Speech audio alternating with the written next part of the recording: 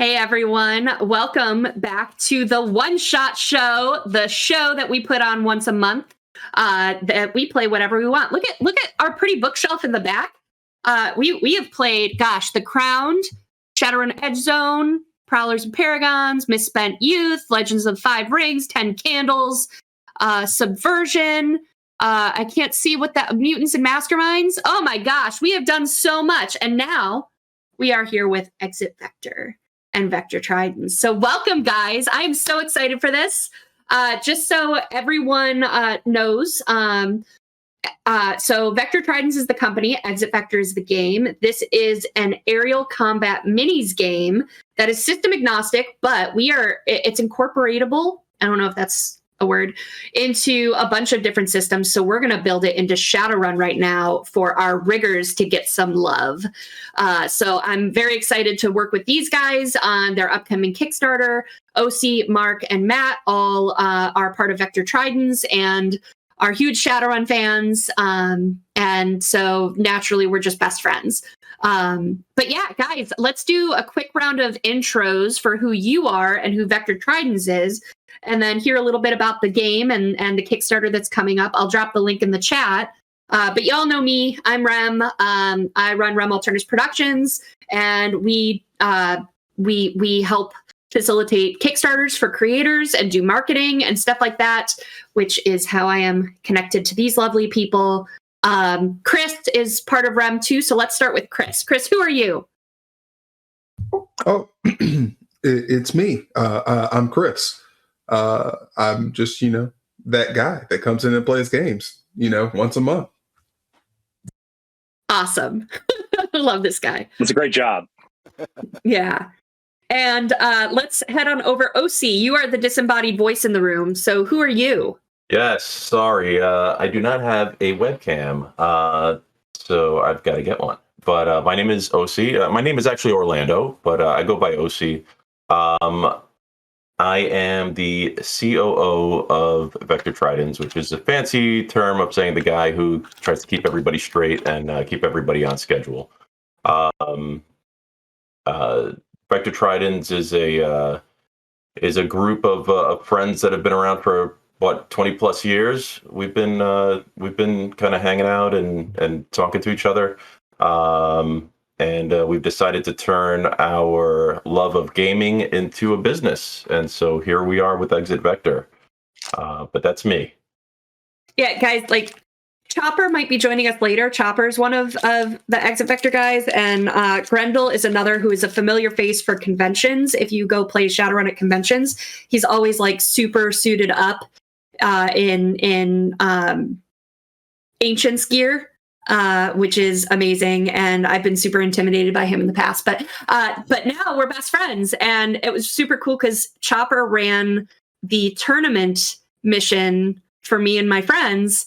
And at the end of the game, I was like, "You should come stream with us." And he was like, "Yeah, I actually know who you are." And I was like, "What?" And he's like, "Tell me, let me tell you about this game." And I'm like, "Yeah." So it was my big recognized moment for the first time at a con where I fell out of my chair and it was super awkward. It was great.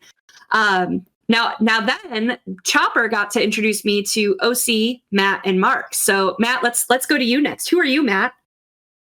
Thanks, Rob. Hi, everyone. My name is Matt. I'm a member of the Vector Tridents board.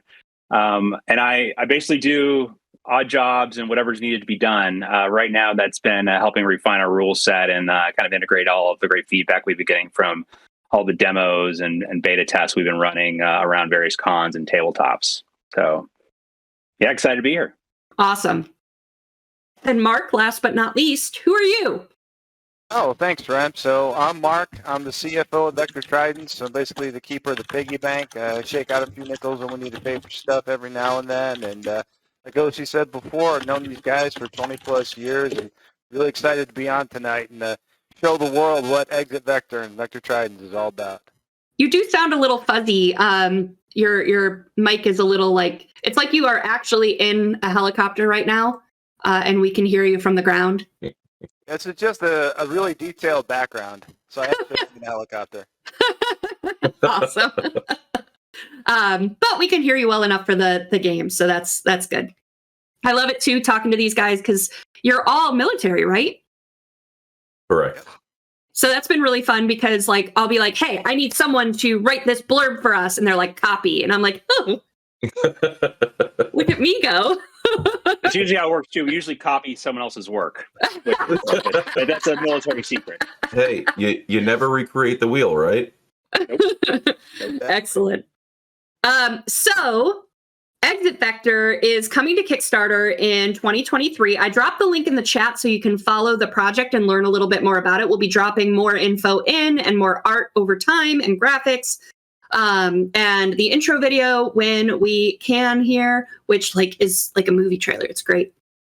And so what I really was excited about is more supplemental material for Shadowrun, right? So while Exit Vector can stand alone, it can also support as like a rigger aerial combat game. So we thought it'd be really fun tonight to play some more Shadowrun, because you guys obviously don't get enough of Shadowrun the other 3 weeks of the month.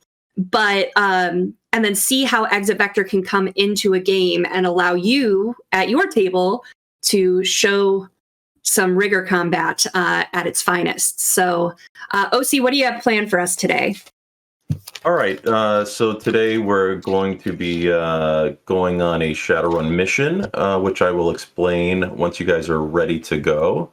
And then that sequence will roll into a situation where you have to escape the scenario, and that's when we'll roll into Exit Vector rules and do that.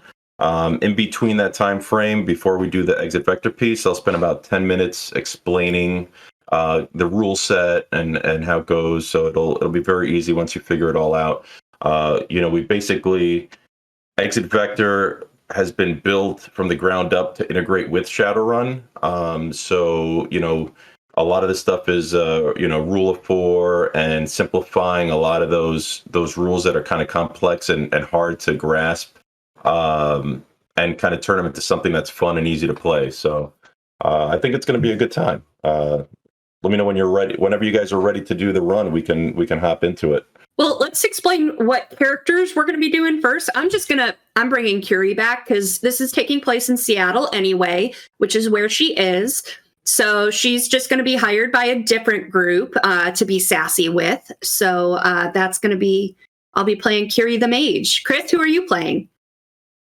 I'm playing Frodo. Real name is Francis.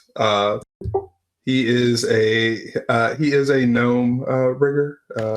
He was actually in the military, and then he took a wound and is now in a wheelchair. And he drives a hauler with an Ares predator in the back. Or no, an Ares Archon cannon in the back. Ooh. Yeah, but yeah. That's who I'm playing today. And Chris, you play Frodo on Tuesday nights, right? Yes, I do. And that's over on the twitch.tv/Master of Rem channel. Every Tuesday is Chicago 5th edition Shadowrun missions. So they're the official missions from the conventions, but we're playing through some of the old ones and the whole Chicago arc. So you can find Chris there. Mark, Matt, who are you playing? So I'm playing a human. His name is Dukes, and he's a member of the Pale Riders Motorcycle Club in San Bernardino in the California Free State.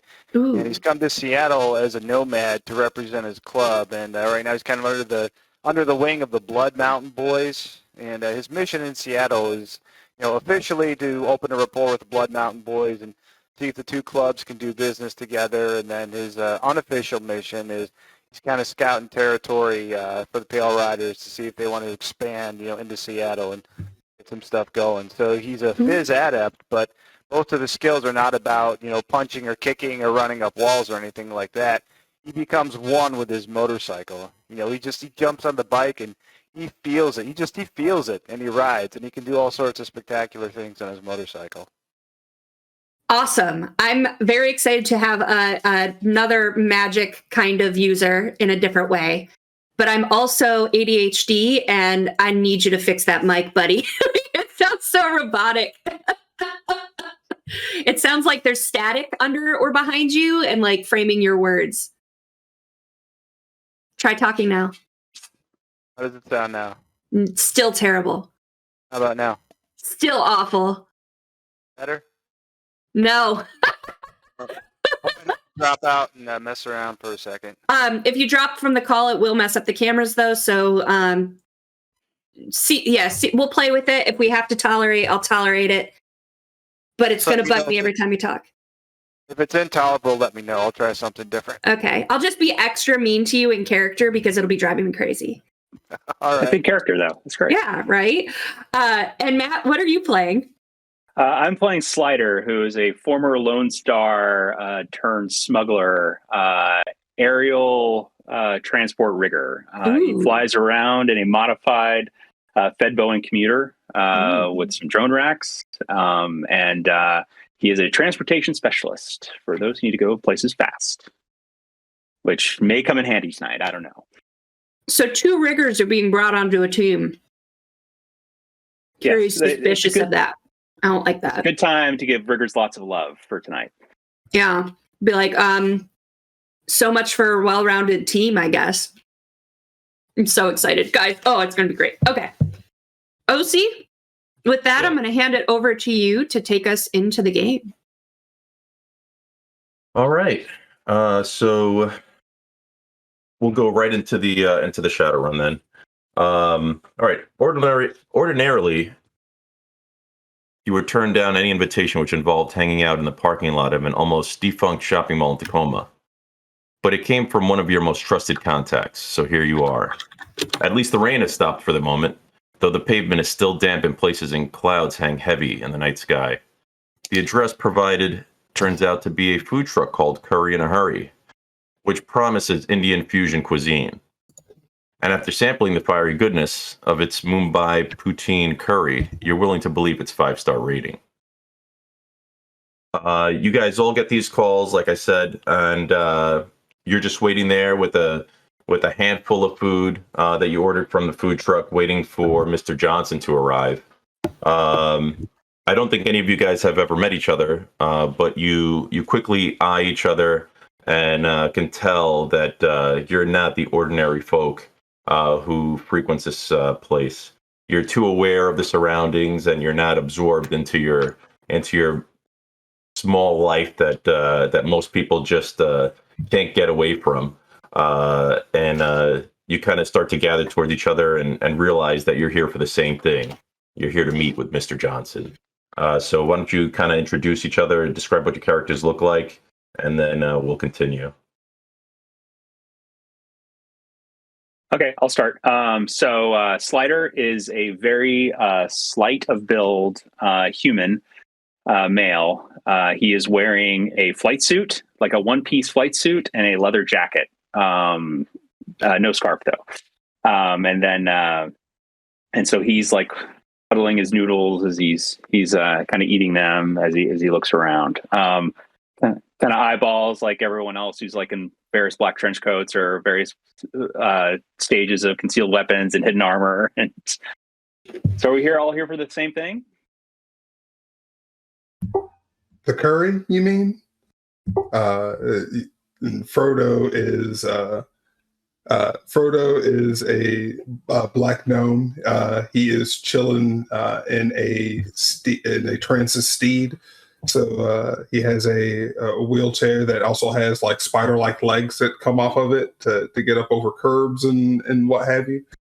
And he's chilling in a leather jacket, and he has AR goggles or AR sunglasses that chill on his like pointy ears.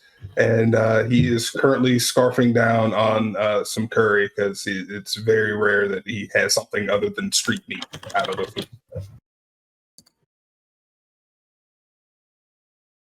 All right, Go ahead. So Dukes, he's got kind of like grimy jeans, got pretty thick black boots on. So again, a little bit bigger than average size human, but not really big. He's not a monster looking guy. Got kind of scraggly hair. He's got a mustache, kind of comes down like this. Sort of looks like a little bit more fresh-faced Let Me Kill Mister. And he's got a denim jacket on, and on the back of his jacket, it's the cut for his Pale Riders Club. It's got a big Nomad is the bottom rocker. So he comes up on his motorcycle. It's a Harley Davidson Scorpion. And he says, "Hey guys, what's going on?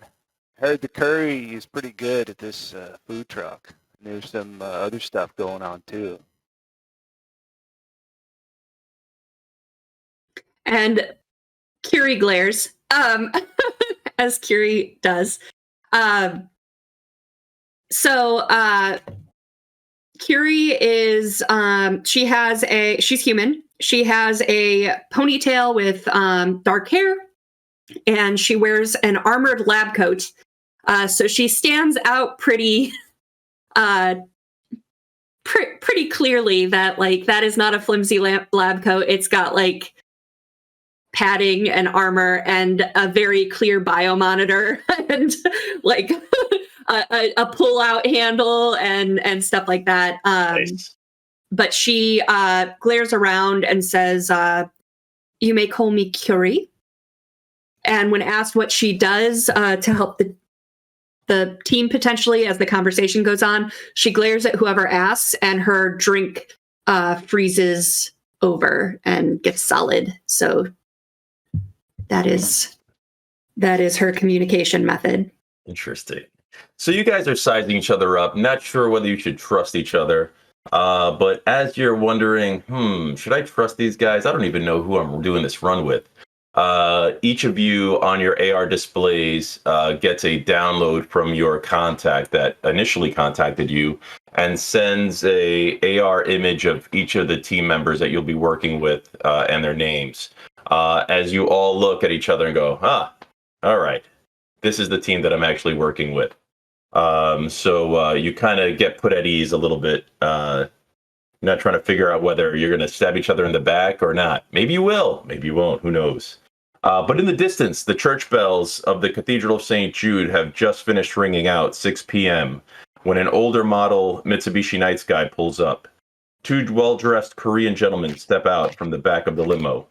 The first stares you down with a disdainful anger before moving to place an order at the food truck.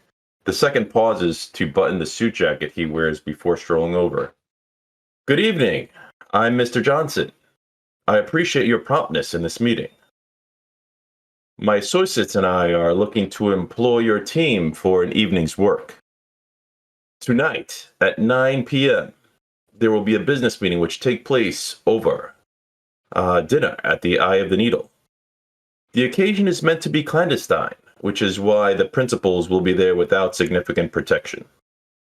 My associates and I would like you to surveil the meeting and record as much of the conversation as you can. We have managed to secure your team reservations for 4 at an adjacent table, as well as some basic eavesdropping equipment, wireless micro-sized mics to help, considering the short-fused nature of the job. We estimate the meeting will last no longer than 4 hours. A cake run, if you will. No action, just a little snooping. My associates and I are willing to offer a payment of 5,000 New Yen each." And he looks at all 4 of you and says, "Do we have an accord?" So wait a minute. You're saying you're going to give us 5 big ones, and all we got to do is eat dinner and listen to these guys? That's it. Really? Well, you must record their conversation, of course, and not be made out. All We right. require the strictest discretion possible. And if something goes south, a fight breaks out, are we to defend anybody or just leave? No, my associates do not care either way about the health of the subjects that you will be surveilling. We merely want the information. That sounds like an easy meal ticket to me. Like I said, a milk run. I'll scan my shrinking balance on my New Yen cred stick. I'm like, I'm in.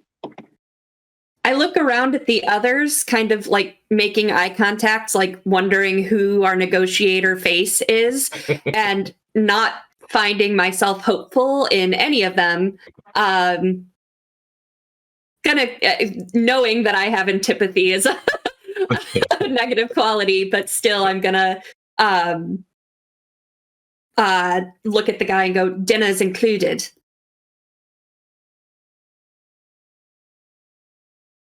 Sure. Dinner's on us. In that case, let me get another. I didn't mean here, fool. I meant at the dinner that we are surveilling tonight at the fancy restaurant. Oh. All right, hold that, please. One comment. You said you have a reservation for 4. I count 4 of us here. I'm not exactly what you would call an in the building type of operator. So I think we can, and I'll look over at Frodo. I think maybe at least 2 of us might be better from the outside with electronic eyes. What he said. That is fine with me. You run your run as you wish. I have merely stated that there will be enough for 4 people. So, Hey, but I still want my dinner. Pack mine up. Bring it back. very well. You mean I have to sit alone for over an hour at a table with The dude? It'll be far out. Totally whiz. We'll be on comms the entire time, Kiri. I'm gonna need 7,000 new yen. 7,000? Oh, that is far too much. Maybe you may want to roll a negotiation test. See. My negotiation roll. Sorry, guys, we're gonna end up with 4,000 here. All right, so it's I'm using my normal character sheet, right, for this? Yes. Okay. So yeah, right now it's all just Shadowrun rules, Shadowrun stats, everything. All right, so I have no negotiation. So that would be defaulting on charisma, which is 2, which is 1 die. Hey, that's what I've got in my hand. All right. I rolled a 6 though. Oh, very good. All right, not enough. I was waiting for that. Oh, very good. No. So yes, he. I think your buddy may clean up well. I think we're going to stay with the 5,000. I think that is quite enough. So OC Dukes is going to try his hand. So he's got influence as a skill. Oh, does he? All right, very good. Mm. So you're gonna piggyback on hers. She tried, and then you're gonna roll in with yours. Let's do it. All right, I got. So with Rems, I got 4 hits. Oh, you're saying you wanted teamwork? Oh well, you said she was teamworking before. Oh, okay. Yeah, no, that's fine. Yeah, we can do that. So I got 3 hits. I need 3 hits. 3 hits. All right. So you came up with them. You came up with some counter arguments, and he's coming back with a couple of things, and it kind of like you're kind of even with each other, and you think 5,000 is probably a good amount. It seems like it looks like it's a pretty easy run. You're probably not going to have to shoot anyone. So and Dukes is going to step in with the influence role. He's going to say, "But look, man, if I got to eat with Science Lady here, I mean, that's probably worth a little bit more for both of us. Because she's looking at me like that, and so maybe 6,000." The highest I will go is 5,500. Well, it's better than nothing. And you have your meal paid for. Yeah, I'm going to order like 7 bottles of wine, like the Hyatt. Just tell them to put it on the tab. Well, excellent. I am happy you have accepted this mission. And he goes into his jacket, unbuttoning it, and takes out a small 10 by 8 by 2 centimeter box and hands it to you, to whoever is the first person. He'll give it to. It's Curie, right? Curie or Yeah, like Curie? Madame Curie. Like Madame Curie. Very good. All right, so he hands it to you, Curie. You open it up, and you see 4 like discs, and they look like you think they're. He says these are the listening devices. They already have an adhesive backing, so all you have to do is just stick it to wherever it is that you can get close to, and you'll be able to listen in on their conversations. State of the art stuff. What time does the dinner start? He looks 9 p.m. So you have 3 hours. 2.5. We should. I'll wait for planning. Never mind. He also points out this data chip here has the information you need in order to complete your mission. Is everybody on roll 20 right now? Are we displaying roll 20? Okay, very good. All right, so you guys can wirelessly access the data chip and look at the information in there.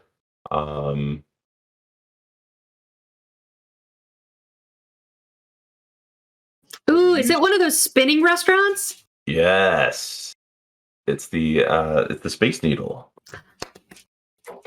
So the location is the Space Needle, and what you see here is basically a AR representation, a 3D AR representation of where the meat is. If you look to the right-hand side, there's a red circle. That's going to be the location where your targets will be sitting at, and you're going to be sitting where the green square is. That's where your table is going to be. It does have some. If you look to the bottom left, you see the picture of those 2 fine gentlemen. Those are going to be your targets to surveil, and that's about all it has on this data trip. It has some information about the building itself, altitude. It tells you that there's a restaurant on the bottom of the disc, which the outer ring rotates, and on the top of the disc is the observatory. There's 3 elevators that go up and down to bring guests in and out. And at the bottom, there is a pavilion and kind of like a shopping center where everybody kind of does all their shopping. And then, if they want to eat at the restaurant or sightsee, they can go up through the security there. The security level in this area is Class A. So there would be a quick response if there's any kind of firefight or any kind of significant disturbance in the area, considering we're in the downtown area of Seattle. He looks up to you guys as you see all this information and says, "Is there anything else you need before I leave?" Oh, by the way, we have also convinced the security worker who frequents one of our Bunraku parlors to disable the weapon scanners upon your entry. Ooh. He sends you his. He shows you a picture. He shows you a picture of him and gives you a name. And he will be the person that you will go to at the security station. Even though there will be no scanners, please keep it light. There will be heavy security presence. We can't buy them all off. But anything too big will draw down the heat on you. So good luck, chummers. And give us a call when you're done.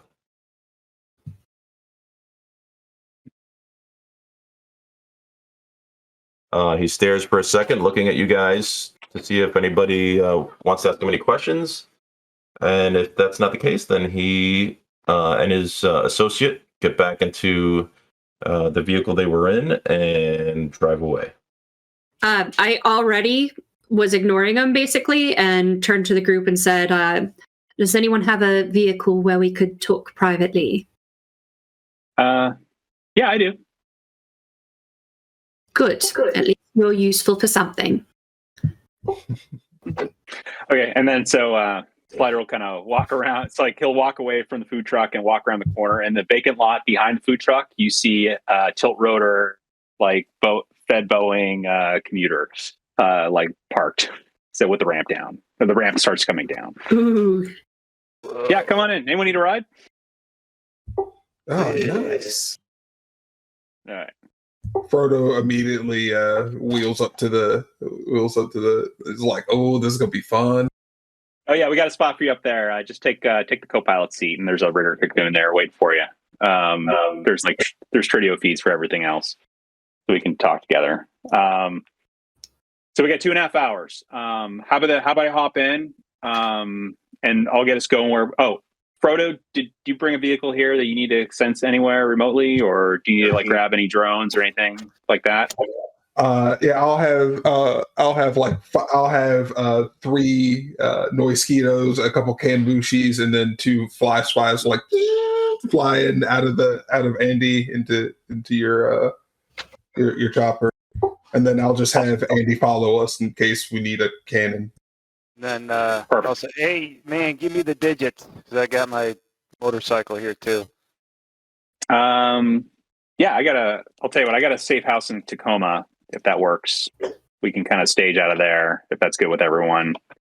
I'll look up at Duke's. Do we need to stop at like a Chummer's Warehouse or someplace to get you something to wear? Chummer's Warehouse.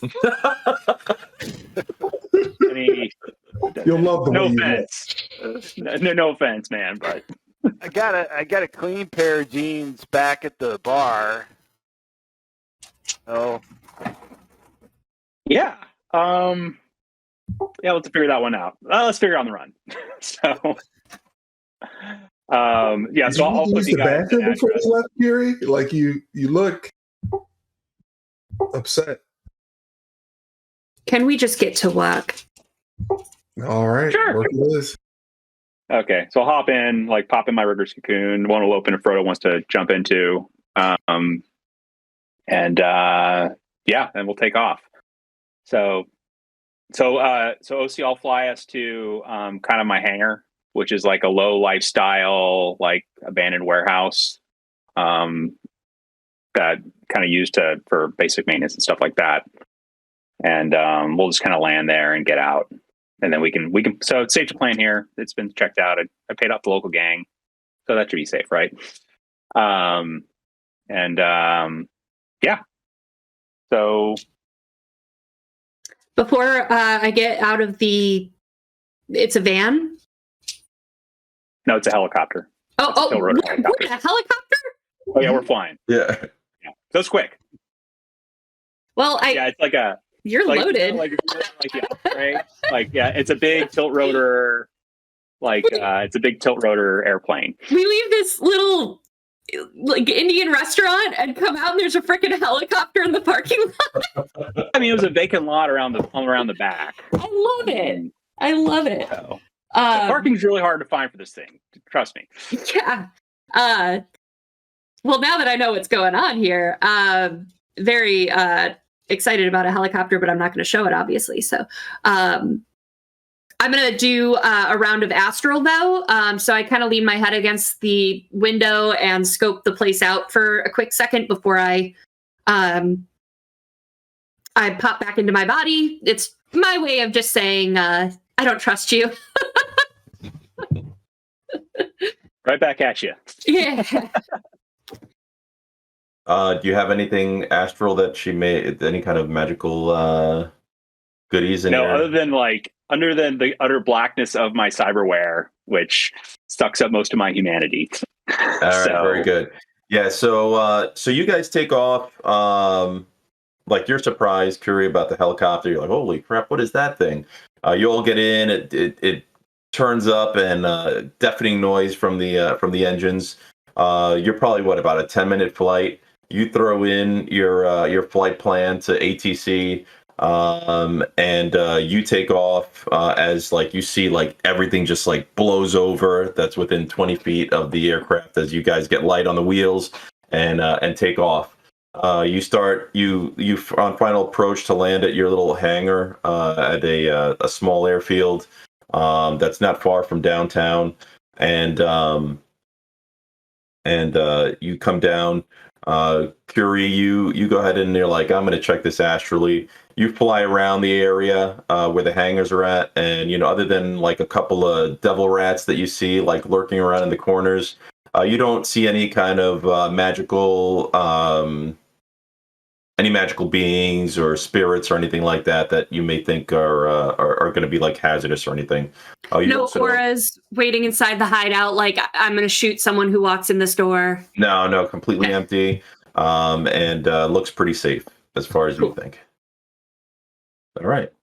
So you land, shut down the engines, everything gets quiet, and you guys walk into the hangar space.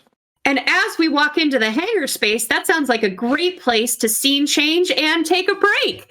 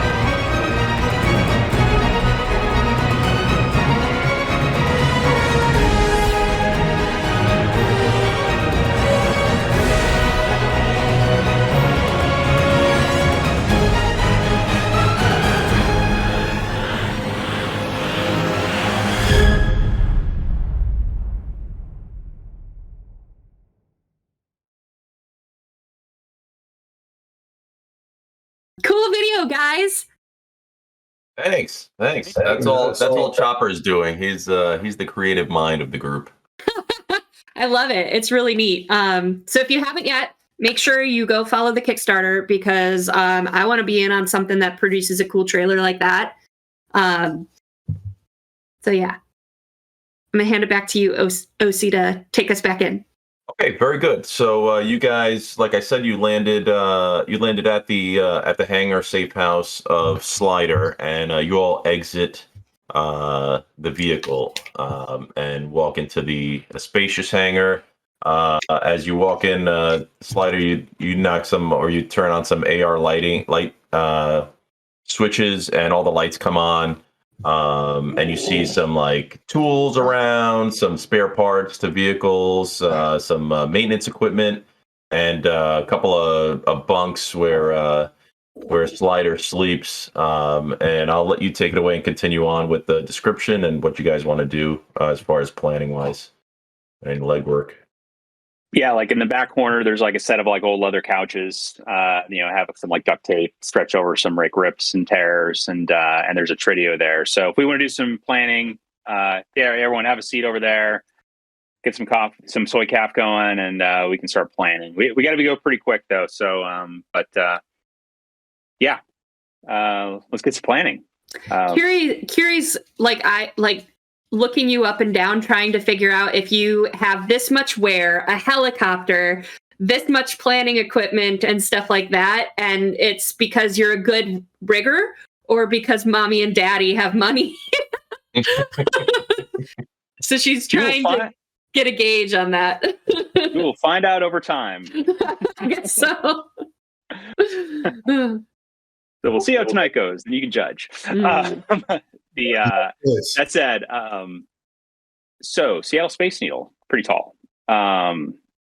So everyone, just so everyone knows, like obviously I'm a pilot rigger. I have a rotor drone, a fixed wing drone that can be used for defense and for a certain degree of surveillance.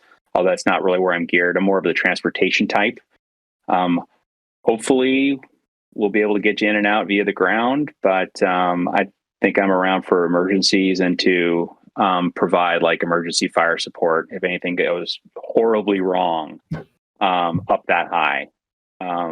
So my only recommendation to tee off, and it looks like obviously you all are experts at going in the ground, and Frodo, you seem to be much more of a, look at the gear you load in the back of the aircraft. You seem to be much more of a surveillance type than me. So I'll let you go there. But the one thing I'd recommend is it's probably best if Frodo and I set up in the aircraft up high just so we're closer signal wise. And then maybe Frodo, I saw a sweet ride you had. Maybe you have that at the bottom, on remote control to do the normal insert extract of the folks, and then we're there for emergencies and to keep the signal alive. Does that sound like good? Sounds like a plan. Okay, awesome. Sounds good to me.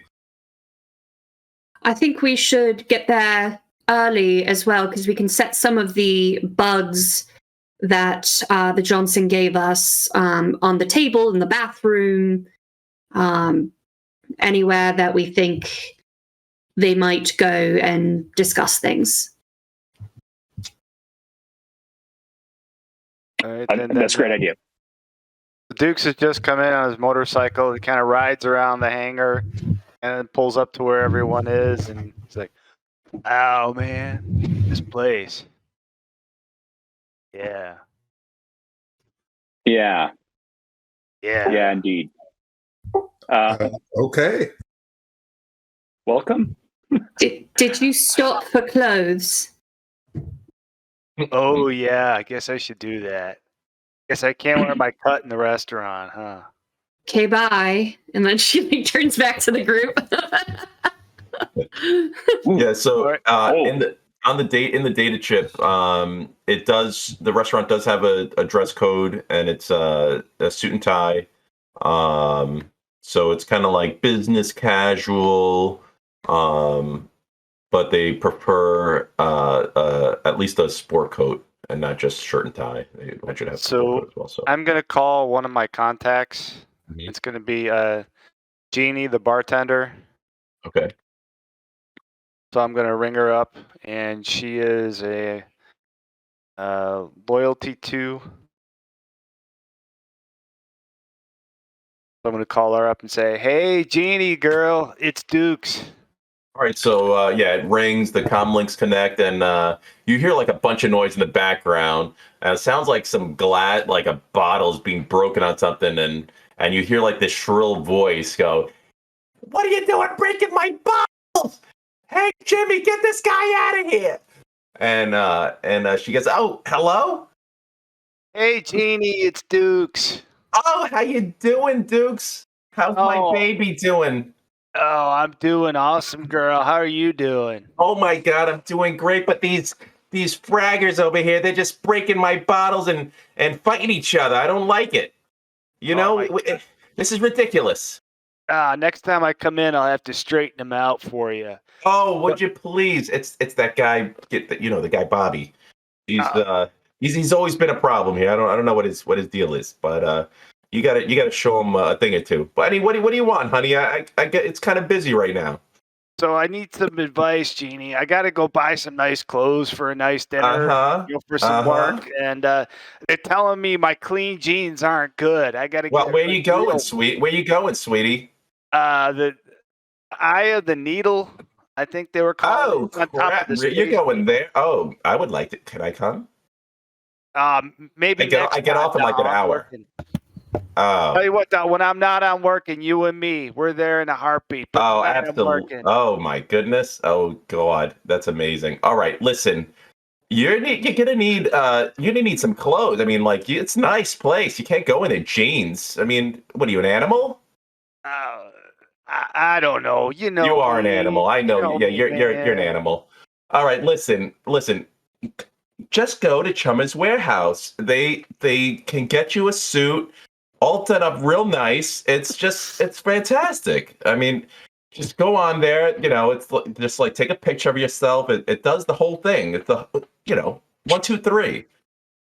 Oh wow, that's easy. I didn't think it was so easy, man. I thought you had technology, baby. All right, listen. Oh my God. Oh God, I got to get off the phone. They've got pitchforks. All right, I gotta go. Oh Jesus! Bye. And the comm goes dead, and you're like, pitchforks? What the hell? Can we just change rough tonight? Can we just change plans, and the rest of the episode tonight is listening to the date that these two are going to go?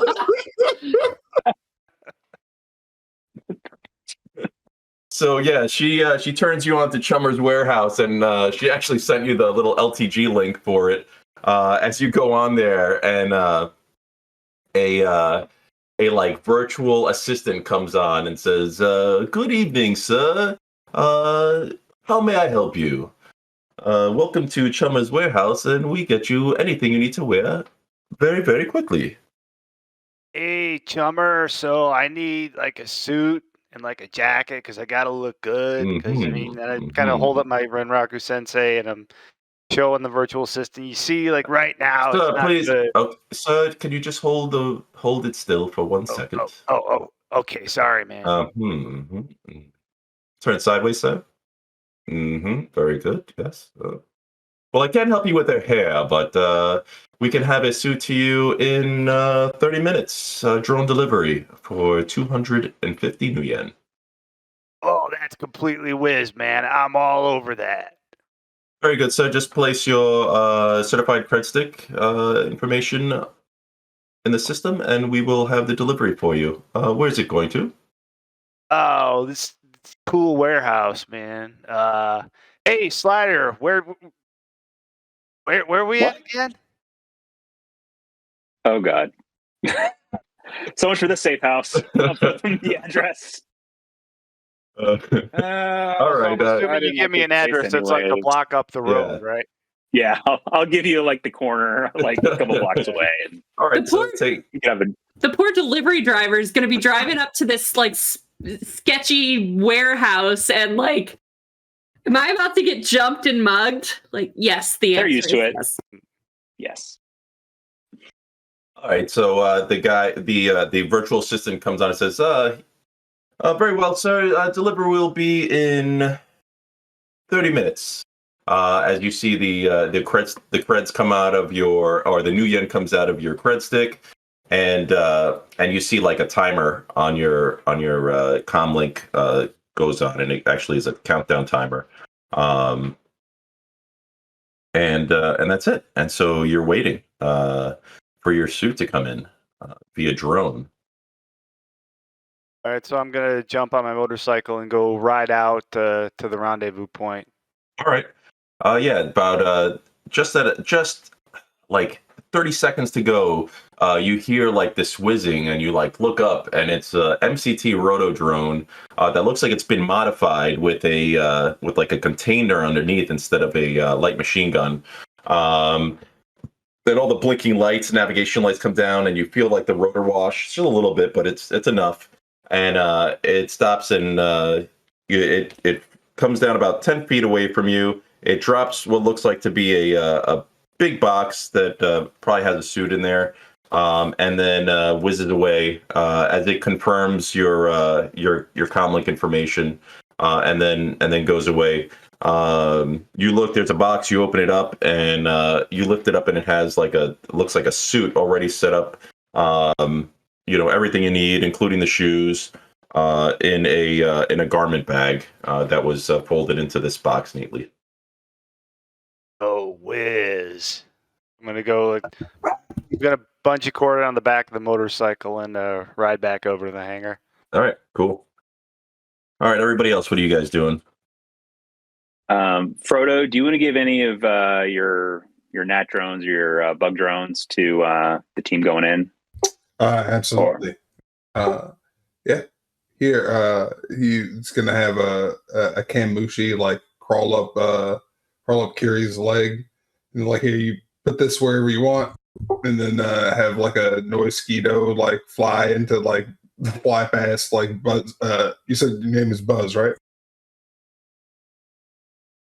No. Who's Buzz? No, I'm Slider. Oh, Slider and Duke. You're Slider, the dude with the chummer. Oh, Or Mark. Dukes. Mark is Dukes.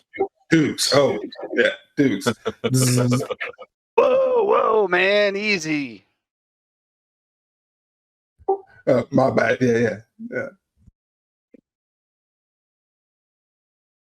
All right, so you guys prep yourselves up, and you're going. Just want to verify you are going in on the ground with your vehicle on autopilot, correct? And then you guys will be in the air, flying the vehicle. Yes. In the what is that vehicle? In the feathered Boeing commuter. Very good. All right. Yeah, and then and before we hop in, I'll give everyone a familiarization with the cabin. Like, so there's like a station for Curie to sit down. There's a mage goggle station. So once you hop in, if anything goes bad, and then for Dukes, there's like a light machine gun like mounted back on the ramp in case anything goes. Again, said like I don't use those things, but sometimes teammates do. So if you need it, it's back there. And I'll show them how the exits work and stuff like that. I'm going to summon some spirits too. So, Okay, just in case. Is this 5th rules or 6th rules? You know what? We should have said that from the beginning. This is going to be 6th edition rules. Okay. But yeah, so go ahead and make your summoning tests. The way I work it is anything that's force 4 or below, you're just going to get auto hits. And then, so anything if it's a force 4 spirit, it'll have 2 auto hits. If it's a force 2, it'll have 1 auto hit. And we'll go like that. If it's 5 or 6, then I'll roll I'll roll against you on the summoning test. Let's do 1 force 6. Okay. Let me find my Roll20 screen again so that I can roll some dice. There we go. So D6s, I'm rolling 13 of them.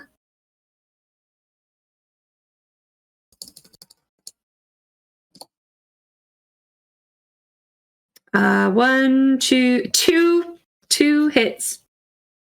The spirit got 4 successes, so yeah, we're gonna post edge that. okay. I think. Yeah, that's what we're gonna do. So I get 11 more dice. 1, 2, 3, 4 more hits. Yay! 6 hits. All right. Okay, so you succeed. Cool. You get 2 success or 2 services for this spirit. What type of spirit was it? Water. Water. Okay, very good. Yeah. So so you got like there's like this puddle of water and a like a hose that's kind of like been like running, and all of a sudden like it kind of coalesces, and you get this just like actually a really big like puddle of water. Like it almost looks like a jello gelatin thing, but it's just watery, and it says, "How may I assist you?" I just say stand by for now. Very well. As it dematerializes and goes back into the ether, waiting for your command. And I do not take drain on that. So I'm also going to summon a force 4 air and a force 4 fire. So those will be 2 auto hits. Yep. And then I'll roll my drain. 1, 2, 3, 4, 5. I'm fine. 1, 2, 3. I'm fine. Very good. All right. How many hits did you have on that one? It was 1, 2, 3. What is that? 4. All right. So you have 4. So you have 2 services for each one.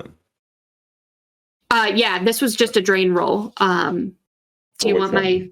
I'm sorry. This is the drain roll for what? For summoning the spirits. If I have 2 net hits, you said. No. What I'm saying is they will get 2 automatic hits. Oh, gotcha. Okay, I'm with you. I'm doing rule of 4 basically. So let me roll mine then. So that was my drain for each of them, but this is my summoning roll. Got it. So 1, 2, 3, 4, 5. So 3 services. Yep. And 1, 2, 3, 4, 5. 3 services. Okay, very good. And what type of spirits were those? So you have 1, 4, 6 air, water, and the other 2 air. Air and fire. Oh, all right. Yeah, so they all come up and they are eager to assist Madame Curie. Fire, 3 services, 4, 6 water with 2 services. Okay. Then for now, I'm as planned as I want to be until we get closer, and then I'll do all my buffing. Copy. Copy. See, guys, I told you. Damn it. You can get them out of the military, but you can't get the military out of them. Yeah, I'm sorry, I misspoke. What I was talking about was, when I buy my hits for most of this stuff. It's not auto hits. It's just they're buying their hits. So all right. So you guys finish up your prep, and you. Is there anything else before this that you want to do before you head off to the actual mission or to the meet, or not the meet, but the actual job? I do change. I have a satchel with me, and I'm just going to assume for right now that when I was told about the meet, I was told to bring fancy stuff because it doesn't take up much space for me. So I did, thinking that hopefully I would need it for the job, and if not, and it was some dude telling me how to dress, then I'd light him up later for it. Yep. How tall is this restaurant? It is approximately 500 feet off the ground, 500 to 600 feet. And how many floors is the how many? They're talking about the top of the needle, the disc part. Yeah, how thick is that? So it's 2 floors. So it's probably about 15 feet each floor, we'll call it. So it's probably about 30 feet thickness, 30 feet thick from top to bottom. Cool beans. Yeah, you guys are all very familiar with the Space Needle. The outside rotates, or actually, the actual outside doesn't rotate, just the inside of the restaurant portion rotates. The outer ring does. It's all surrounded in glass, and there's a radio antenna spire on top of it that brings it a little over 600 feet in height.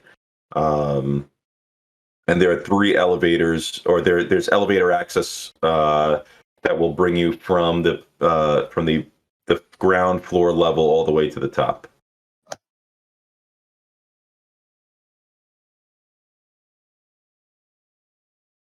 All right, if there's no further legwork or preparation you guys want to do, then we will move on. So, Curie and Dukes. So, Dukes steps out from the bathroom, and he is all dressed up in some pretty decent très chic attire. He looks like he cleans up pretty well. He's even got, do you have like long hair, Dukes? Yep. Yeah, so he ties it into like a ponytail in the back, kind of gets a little bit of the grease off from it, and cleans off his face and everything. And what's your charisma there, Dukes? It is 3. All right. So yeah, he cleans up okay. He looks the part, but he definitely, you can tell he's like uncomfortable. It's a little bit tight on him in the sense that there's just too much clothing and it's very restrictive. But he looks the part. Whether he acts the part is a different story.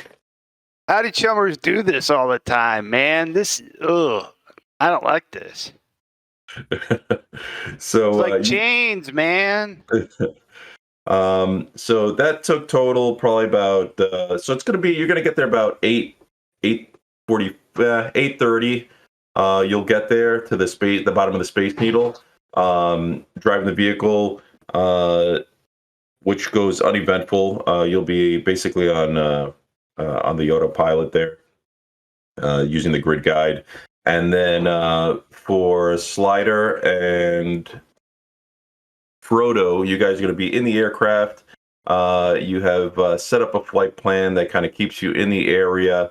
You kind of faked like a news chopper kind of thing where you're need to hold over this particular airspace for approximately you got 2 hours before the ATC starts to question why you're still in the area, and they're going to try to push you off to another location.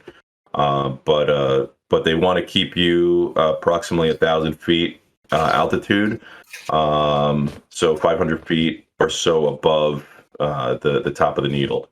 They don't want you any lower than that. and you comply with all that. As long as you comply, you have no issues. I'll quickly show you just a map of what the area looks like. That's what that's what the area looks like. If you look at the top left corner, the orange disc, that's where the Space Needle is, and Denny Park surrounding it. And then you have the rest of downtown Seattle kind of sprawling to the east and to the south. So that's where you're going. You come up one of the streets where this little circle is over here, and you're going to get dropped off. You come to the bottom. There's like a pavilion area and a bunch of shops. And you start to make your way, you and Dukes make your way towards where the security area is, where they allow you to go into the elevators to get up to the restaurant. What kind of weapons are you guys carrying? I am the weapon. Ooh. Oh, I like it. So what about you, Dukes? So since Dukes is wearing a suit and it's kind of difficult to hide firearms, he's bringing his combat knife. Okay. All right, so you're going to take pleasure in gutting somebody? I'll take pleasure in gutting you, boy. Something like that. I have random movie quotes, guys, so bear with me. It's a talent. All right, so we're going. So you get to the pavilion area, and you see like a couple of security stations. And you kind of look back at you're looking at an AR. You have like a image of the security guard that has been told to help you out. On the upper right hand corner of your guys' AR feed, and you see him. You spot him, and he kind of looks around nervously as he's like looking at his watch and just kind of waiting. You approach him and you tell him, hey, we're here to get into the needle, and he kind of looks at you and says, he kind of leans in, Mr. Johnson send you? Yeah, man, we're cool. Okay. And you can see there's like other security guards around, and he kind of like looks around a little bit and kind of just pushes this button, and he says, okay, go through the scanner, sir and ma'am, please, one at a time. As you go through, and nothing beeps. Well, definitely nothing for Curie because she is the weapon. But for Dukes, like you're wondering if that big like blade is gonna like set off any kind of mad alarms or anything, and just nothing goes off. So you're pretty happy with that. But there are other security guards kind of looking around and doing things. So you're definitely not in the clear yet. But you start to walk slowly with a group of other people, and you make it into the elevator. You guys get in there, and there is a elevator attendant who like pushes the top button, and the elevator shoots up. You feel it accelerate pretty drastically for about the first 50 feet, and then all of a sudden it stabilizes its acceleration, and you're at the top speed. So you don't feel anything anymore, and all of a sudden you start to feel this like deceleration happen within about 30 seconds as it shoots you up to the about 500 or so feet into the sky, up the center of the needle, and the elevator opens up to, let me give you the other screen here. All right, so this is going to be like the diagram of where you guys are coming out. I will just, this right here, that'll be Curie. Let's see what we'll do this one here, and then this one here, this will be Dukes. So you guys come out, people walk out in front of you, and you see right here, you're kind of in this is like the center portion of the Space Needle restaurant. There is an area where there's a cooking staff. It kind of, if you can picture like a like modern day Cheesecake Factory where there's like windows and you could see like the people working, but it's like just like the top, so it's not to show everything, but it shows that you got like your chefs cooking and doing their thing. And then you look around and there's like kind of like a waiting area in the center with some couches and a couple of like trids that have that just show like images and stuff like that. There's no sound or anything because they don't want to disturb. But the cool thing is that from anywhere in here, other than the very center portion here, you can kind of see where all the diners are at. There's a wall that's about waist high and tons and tons of tables. As you see, the actual outer ring portion is rotating very slowly, but it is rotating. And the windows on the outside give you a beautiful view of the entire Seattle skyline. As you kind of are awed for a minute, just looking at everything and go, wow, this is really nice. But you get back to your professionalism and be like, all right, we're here on a mission, not to sightsee. And you guys kind of walk around, and you start to walk from. You guys kind of walk around to the top, and you kind of end up near the. So this red circle is where the gentlemen will be. Sorry, they're already there, but let's just say they're not. Right. I'm going to move them over here. The table is empty, and then you go ahead and you kind of sit down for a second at your table. Can you guys see me moving the characters, the guys? Yep. Okay, very good. And so you're right next to their table. As you kind of look around, a waiter comes, and you guys can take control of your characters, by the way. So the table is empty, and you're sitting right there. There are other people, kind of like every other table for the most part is kind of filled with either 2 to 4 people, having their conversations and in different stages of eating their meal, whether it's first getting it or kind of just having their desserts or in the middle of it. But everybody just seems to kind of be minding their own business, talking to each other and just engrossed in their lives, not paying attention at all to their surroundings. So, as we get seated, I'll take the spot. I'll kind of sub-vocally say, I'll have my back to them so you have eyes on the target. I can see through other eyes. Right on.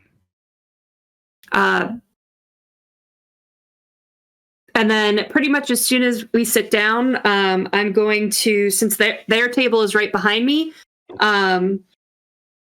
as I take my jacket off and go to hang it on my chair, I drop my purse. And then as I'm going to pick it up, I just lift and stick one of those discs to the underside of the table under the tablecloth. Okay. Yeah, super easy to do. Like, you don't even have to make a test. It peels off, and you can just stick it right up there. So yeah, there's one in there.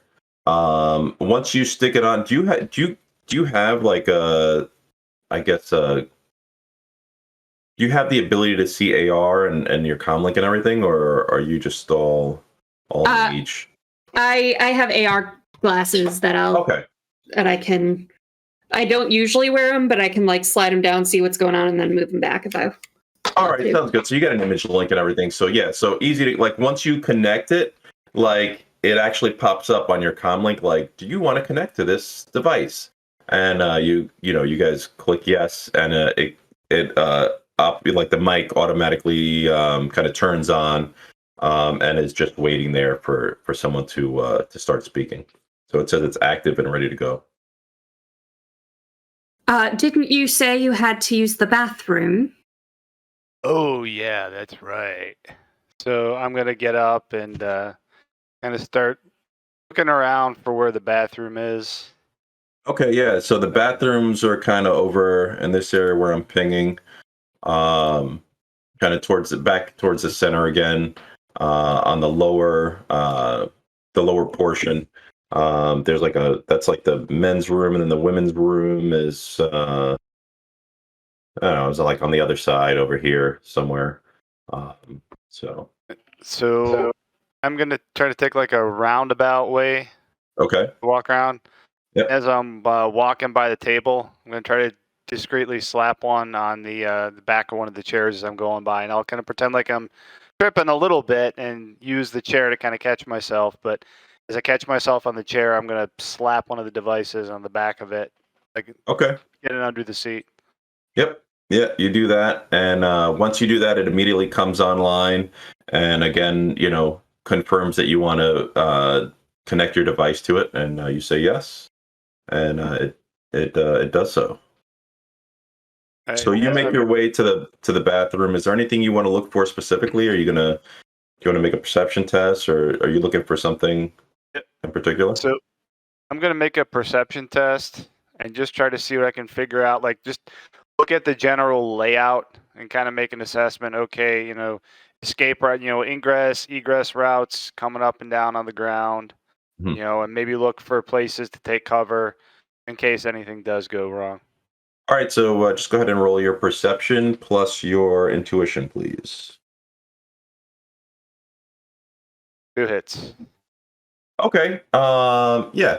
So, like, you take a good look around in detail of the area. You see that the primary form of entry and exit from this place is through the elevators.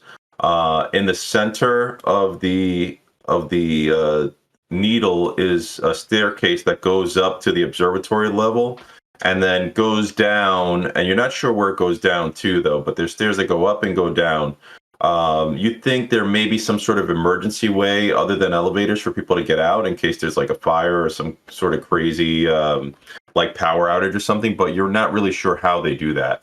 But it seems to be that the only place that you can exit is through this center area of the needle. Outside, you see a ton of people eating. For the most part, there's windows completely all the way around. They're probably about 8 to 10 foot, like reinforced plate windows that could probably take a bullet or two, but they're not indestructible, but they're definitely meant to be. They're thick, and they're meant to last. Other than that, you do notice that there's cameras in the area. So there is some sort of security, and you see like the cooks and stuff like that, as well as a bunch of waiters and everything walking back and forth delivering people their meals.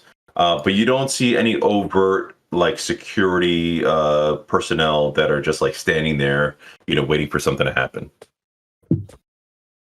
All right, so I'm gonna go to the restroom, make a quick head call, and then come back around to the table from the other side, just still paying attention to the surroundings. Breaking the seal already? The party hasn't even started, man. Hey, man, you gotta do what you gotta do. Hey, Fro, not everyone's got a rigger cocoon fully equipped. I mean, fair enough, fair enough. It is pretty nice in here, man. I'm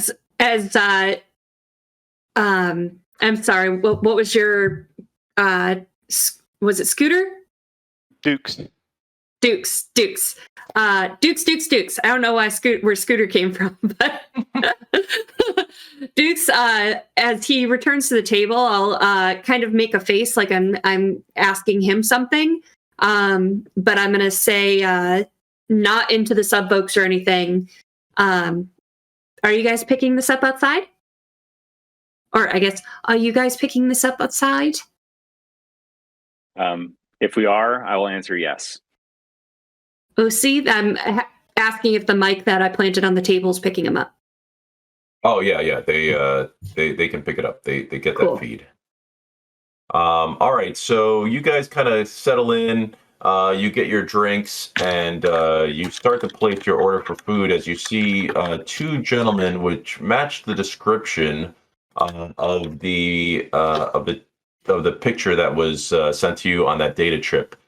They're coming from the north part as they walk around the ring, and they take their seats, one on either side of a fairly large table. And they start to have a conversation.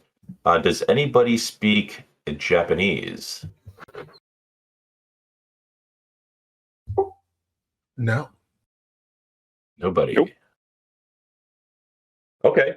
All right. So very good. So you start to hear some conversation in Japanese, and it kind of, at first, it seems like very kind of cordial and like. And then it kind of starts to get a little bit more aggressive, and it seems like somebody's like really energetic about something that's happening, and they're kind of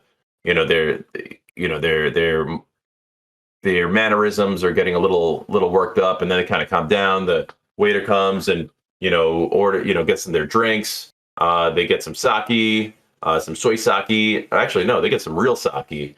This is a high-end high lifestyle restaurants, so they get the real stuff, and they start to down a couple of drinks. Then they start kidding around and stuff. Everything's all in Japanese. You guys have no idea what they're saying. You're trying to Google Translate, but it's just not. It's not working. It's giving you like gibberish. You're like, well, that doesn't even make sense. But it is recording, so that's good. So as that's happening, you get your meal, and you're just sitting there and listening in on two guys talking in Japanese. You guys can make perception tests on them as well if you like, during the time that all this observation is happening. Sure. And I'd also like to text Frodo and say, like, whatever that little drone was you gave me, if you want to move this onto them in case they move on. Sounds good. And he's going to activate it and have it crawl onto the bigger guy's shoe. Okay. All right. Yeah. That's not hard to do. So yeah, it happens. It crawls off. Where was it? Where did you have it, Curie? Was it like in your? It would have been in my handbag or my purse. So I would have like just opened it and then maybe like kind of reached under the chair that like pretending I'm scooching in, but like really getting it on the bottom of the chair. I gotcha. All right. Yeah. So you start to move a little bit, and then the guy kind of like he kind of senses your movement, and then like looks back at you and gives you kind of like this hard look as he kind of looks you over, and he looks like he's sizing you up, and then he just like kind of just chuckles and and gives a grin, and then turns around, completely feeling like you're totally not a threat at all, and then goes back to his conversation. And what are you using? Are you using the spy fly there? No, I was going to be using a kanmushi, which is like the little tiny like cockroachy little. Okay. Yeah. So you give it like a command to move. You're not going to get into it, right? You're just going to tell it what to do. Yeah, I'm just gonna have it chill as inconspicuously as possible. Okay. Yeah, it's like crawling around with its little antennas and legs, like moving like a mile a minute, and then it sees its shoe and it's like, as it like climbs up and like kind of latches on, and it's like just in his shoe, like where his pants kind of cover. So yeah, he's got a bug in his pants, but it seems to be securely on his shoe and not causing a problem. I have one more side mission I have while we're at this restaurant. Okay. I order one of everything, including every bottle of wine that they have, because screw the Johnson.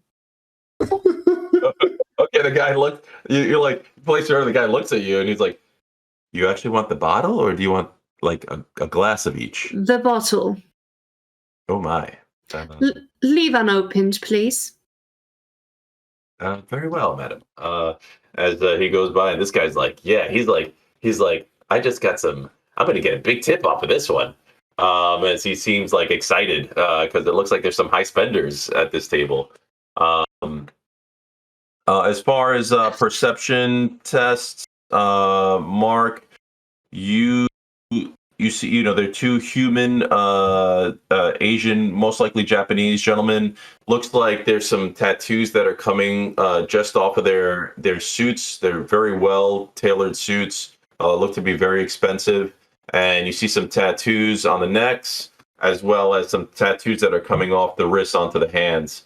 Both of them look, they're kind of middle to older. Like one guy's a little bit older, probably looks like maybe in his 50s, and the other guy is kind of in his late 30s to 40s, you think, but they all seem kind of fit and seem like they command respect. Like there's an air of like, I don't know, it's like an arrogance, but also kind of like a, I'm in charge kind of feel that you get from both of them, actually, as they are intently talking about all kinds of different things, and drinking their sake and eating their food. As you're paying attention to that, Slider, what are you doing your perception with? Are you doing it with your drones, or are you how are you looking at things? I'll use the sensors from the aircraft. So okay, so you get 5 hits. So you've been kind of like driving around for about probably about good 20 minutes right now while everybody's getting set up and everything. And you've been monitoring, you have your sensors like monitoring traffic of the people coming in and out. And you notice a little bit of an anomaly, as it seems like has just kind of been a sudden influx of people heading in towards the Space Needle. You focus in on that, and you can see what looks like to be several people in what you think are looks like suits. It's kind of small, but you zoom in, and it looks like a bunch of people with like fedora hats, like black fedora hats, and like black suits, and they look to all be like moving with a purpose, coming from different directions. As they get out of cars and like come into the pavilion area of the Space Needle, but you don't. That as best you can think, probably 15 to 20. All right, I'll flip the imagery to the rest of the team. This looks odd, team. Keep your head on the swivel. This may turn into a bad kung fu movie soon. All right, so so you guys, like the waiter brings like the first bottle, and he's like, "Madam, this is our finest reserve from the year 2000, the best red wine we have. Would you like me to open it?"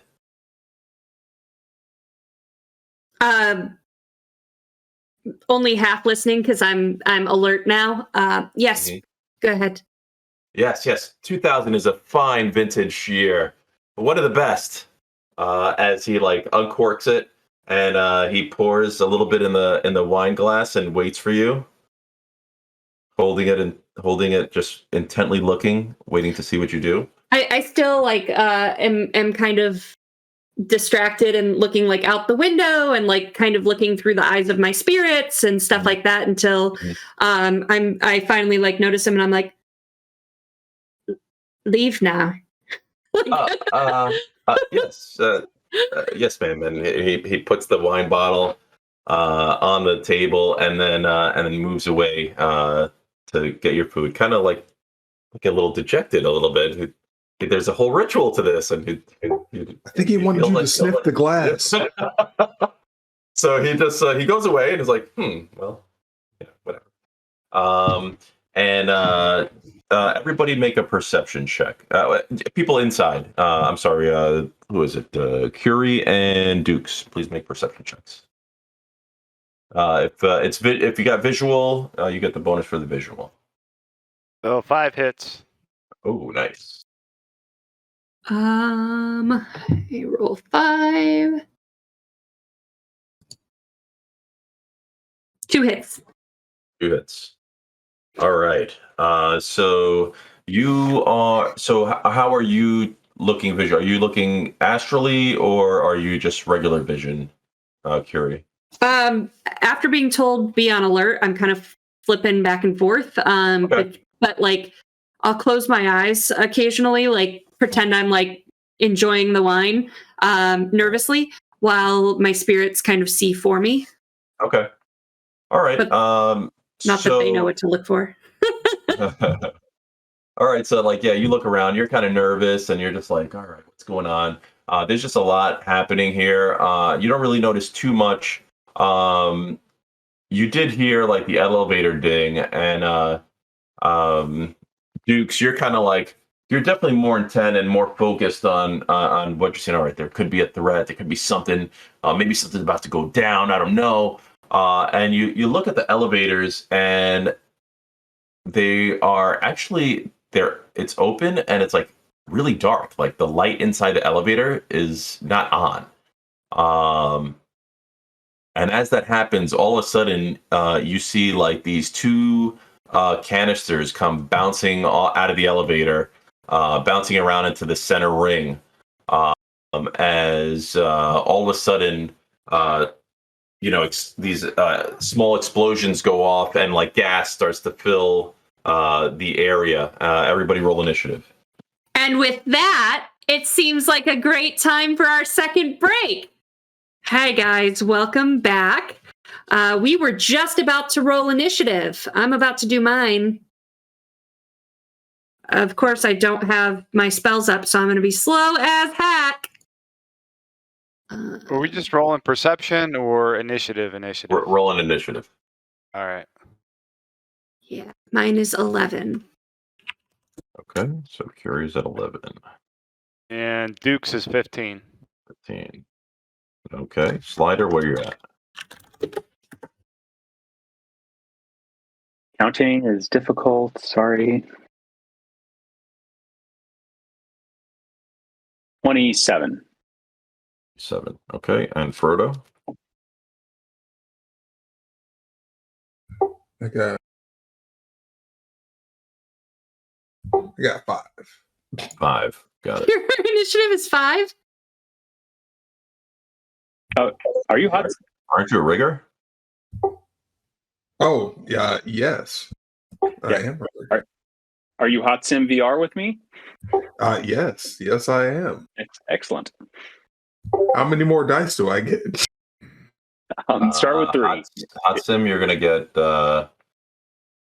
We'll go with. Well, you should get 46. But if you have a what is that? A vehicle jack, you're gonna get another D6 depending on what you have. So.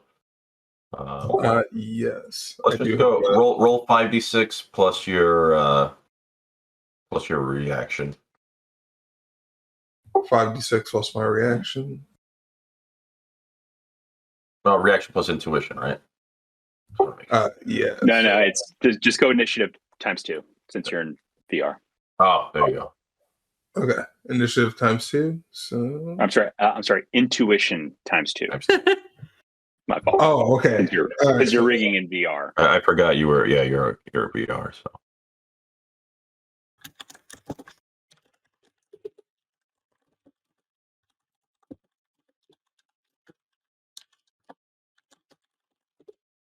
And then it'll be, if you're Hot Sim, it's 3d6.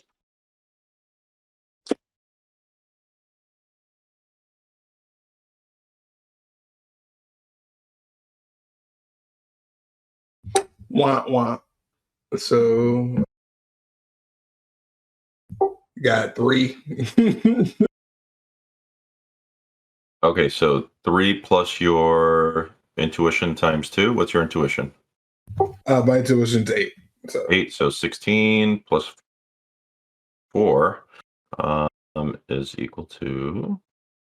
I can't do math. 19. Even when you're slow, you're fast. That's good. Wait, 16 plus 4 is. Wait, 16? Yeah, 16. So he's 20. There we go. All right, very good. So you're 20. All right, so first person to go is Slider. So you okay. you kind of like you're keyed in onto what's going on. You heard the pops and start to see the smoke billowing out from off of Curie's AR glasses. You can see the feed off of her image link, and that's what's going on right now. Okay. I will perceive in detail, focusing the inside just to see what's going on in that mess. Okay. Yeah, you use your sensors. Check out. You see that there's several. There's like a bunch of what looks like people coming out of the elevators. Looks to be like about between 10 and 15. You're not sure right now because the smoke is obscuring some of your sensors, some of your visual. But yeah, that's what you see right now. Doesn't seem like anybody's really acted other than starting to get out and spread out. Okay. So major action to perceive in detail, do a minor action to launch the drones from so one MCT roto drone and one Ed Boeing Blackhawk, a fixed wing drone, just deploy from the VTOL, and it'll start coming online. And I'll send I'll take another minor action, publish all this to the VR network so everyone sees what I see, and I'll start marking threat diagram so everyone's got that situational awareness. And I will send a friend request to Frodo, inviting him to if he would like to jump in one of the drones at his leisure. So he can choose. All right, as your drones, when he's ready. As your drones come off their drone rack, like you feel like the aircraft just kind of shudder just a little bit as the center of gravity changes and the thrust of each of the vehicles coming off kind of make it shake a little bit as they come online, and they're kind of on standby, ready to go. So is that all you're doing, Slider? Yeah, that's about it. Okay. And All right, really the big driving force, I'm looking for exits for them. Got it. Ways, and just we got to see how this plays out. Got it. All right, Frodo, just real quick, how are you familiar with the SR6 rules, or do you just primarily play SR5? Just play SR5, so right. I'm not exactly sure how SR6 rolls. No worries. Just tell us what you want to do, and we'll tell you what to roll. Right. So Frodo, you're going next. You get a friend request from. You basically get an open link to get into the system of one of the drones. But basically, you're going to have, since you're 3d6, you're going to have 4 minor actions and 1 major action. And you can convert, so basically your major actions are your complex actions, and your minor actions are like your simple actions from SR5. All right, so that's kind of like the baseline. So we'll go with that. You can convert your minor actions into a major action, so you can attack twice if you wanted to, or do some sort of, you can do like 2 complex actions basically. So is there anything you want to do right now in the vehicle? He's going to, of course, accept the friend request. I mean, but he's not necessarily going to jump into a drone quite yet. He's going to remember it's not our fight. If they want to kill each other, let them. Just get the fuck out of there. All right. All right, you guys hear that over the comms. Next person to go is going to be the bad guys. All right, so as the smoke billows out, it obscures them coming out of the elevators, but you can tell there's a lot of them as the exterior ring continues to rotate. It starts to shudder and then stops, and you guys are frozen in this position here, where you guys are basically to the east and the same configuration as where we're at right now on the roll 20. So you feel that happen. And then as that goes down, you also see like the lights start to kind of like spark, and the lights start to go down. And then all of a sudden you hear "Leave no witnesses" as you start to hear like submachine guns start to go off as bullets start shooting all over the place. People start screaming. You see random fire from all over from everywhere, like the north side, the east, west, south. On your side, you guys see like it looks like to be 2 or 3 that you can see coming out of the smoke, just like indiscriminately shooting towards the windows, trying to just hit everyone that they can hit. Fury, make a dodge test, reaction plus. This is why I don't go anywhere without my armored lab quote. I specifically didn't complain about it today. I should have complained about it. I've learned my lesson. All right, so reaction plus intuition. Yep, you're gonna take a. Looks like some bullets are coming your way. Yeah.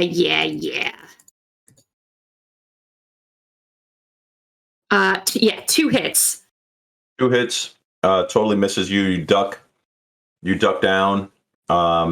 And then Dukes, go ahead and make a reaction plus intuition check to dodge some bullets as well. All right, and then with my dodge, I get +5 from athletics. So okay, so you're gonna dodge. Yep. Second, I'm setting up the dice roll.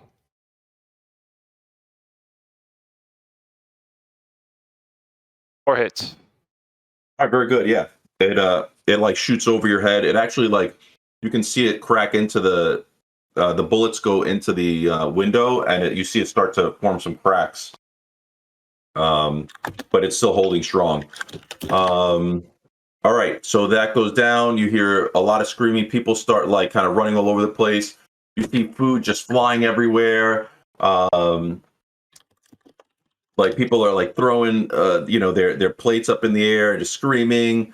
Some lady like takes, looks like she gets stitched up with a submachine gun like burst as she falls to the ground, and her eyes just staring lifeless in your guys' direction. And just pandemonium is happening right now. Next is going to be Dukes. All right, so take a major action. No, I'm sorry. I'll take a major action to observe in detail, Okay. and I'm going to look around and see if there's any from where all these people are pouring out.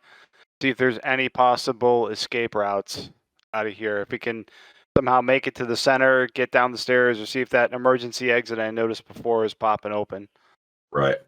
So it looks like all the power is starting to shut down. In the center, it looks like that's where the concentration of fire is coming from. You think it could be a suicide mission, trying to get to those elevators because that's where the bad guys are at. And there's tons of smoke, so it's kind of hard. Your vision is getting obscured a little bit. But you think that that's the kill zone right there right now is that center square, that center circle. All right, so I'm going to shout over to Curie as though she's taking cover there behind the table. I'm just going to shout out, "Hey man, we got nowhere to go but out and up. We're not getting out through the middle, man."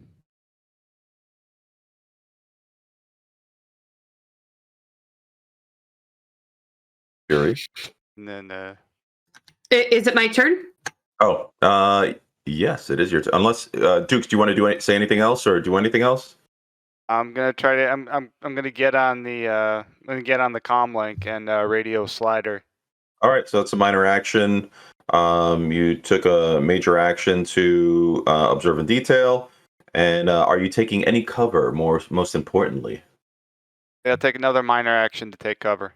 all right, you're gonna take +4 cover, +1, 2, 3. What are you taking? Just so we know. Ooh, dude. Well, imagine probably not more than like +2 because I don't think these tables are meant to stop bullets. Well, it's just cover is just covering yourself. Like it doesn't mean that it's bulletproof. So you can take up to 4 points of cover if that's what you wish. You guys can push the table over. There's some like couches right here that are kind of obscuring things. So if you can get down, you can take up to 4 points of cover if that's what you want to do. Yeah, we'll take up to the 4. Start just tossing stuff in front of us, and trying to make ourselves small targets. All right, very good. Grab some breadsticks while you're down there, man. Duke grabs a breadstick off the top of the table and stuffs it in his face as he's like tipping over chairs and tables. And I'll put an AR target around that bottle of wine that Curie ordered. Don't forget that. He'll grab the bottle of wine, he'll take a big swig, and he'll say, "Wow, this is 2,000 times better than that stuff they got back home." All right, very good. Curie, you're next. All right. I'm going to try to get faster first, so increase reflexes. All right. Go ahead and cast your increased reflexes. And what do you take? What level? Actually, it's however many successes, correct? Yeah, that's how we do it. Yeah. So let's see. So I have 14 dice.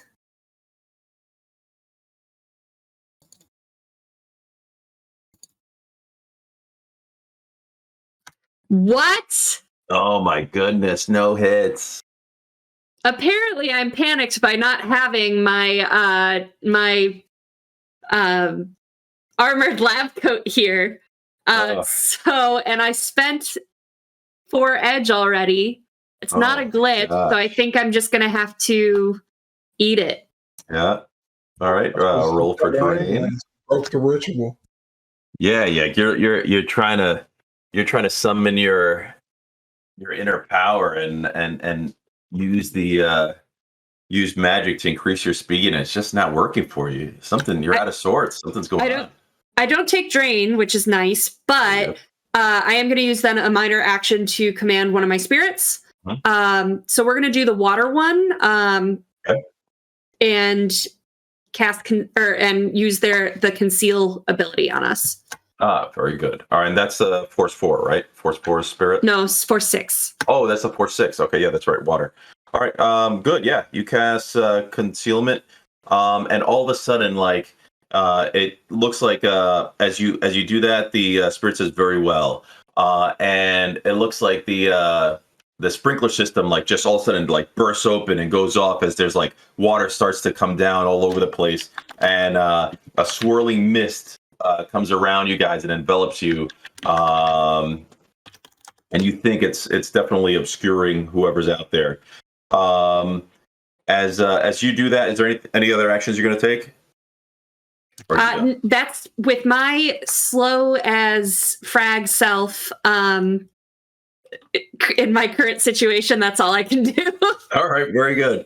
All right, so you guys notice like the 2 guys who you were surveilling, like all this gunfire is going off, and like they're just sitting there like still drinking their sake, and they like kind of look at each other very annoyed, as they say something actually in English, and it goes, they're like, "Damn triads," as both of them grab the table and push it up to use it as some sort of cover, and they both pull out what looks to be some airy sliver guns, and start laying down some fire in the direction of the smoke. And they seem to be like communicating with each other somehow, trying to figure out what to do. A little bit of worry in their face, but almost a confidence, a crazy confidence considering what the odds are right now. All right, so top of the order. Actually, and as you do that, I'm sorry, right before that happens, you guys you kind of hear some sort of a chanting happening, and all of a sudden, in the smoke of the grenades, you see what seems to be like these 2 spirits manifest, and they look pretty big, and they look intent on hurting something. You're not sure what though. Hopefully, it's not you. And then we'll go back to the top of the order now. So Slider, you're first. Okay. I will I'll move the airplane to a window next to our folks. And I'll hop on the radio. It's like, do you have any options to get out? Like, okay, I'm sorry. Do I see any sort of exit for them through the center stairs or anything like that? You can't. From what you saw, it looks like there's no way they're going to exit out of that without getting jacked up pretty bad. Okay. Okay. Then I'll maneuver. Okay, so I'll maneuver the ramp. So I'll open the ramp. I'll maneuver towards the back near the closest window to them, and I'll dial them up. Can you guys open a window? Windows are pretty thick, man. I think you might have to bust it from your side. Duck.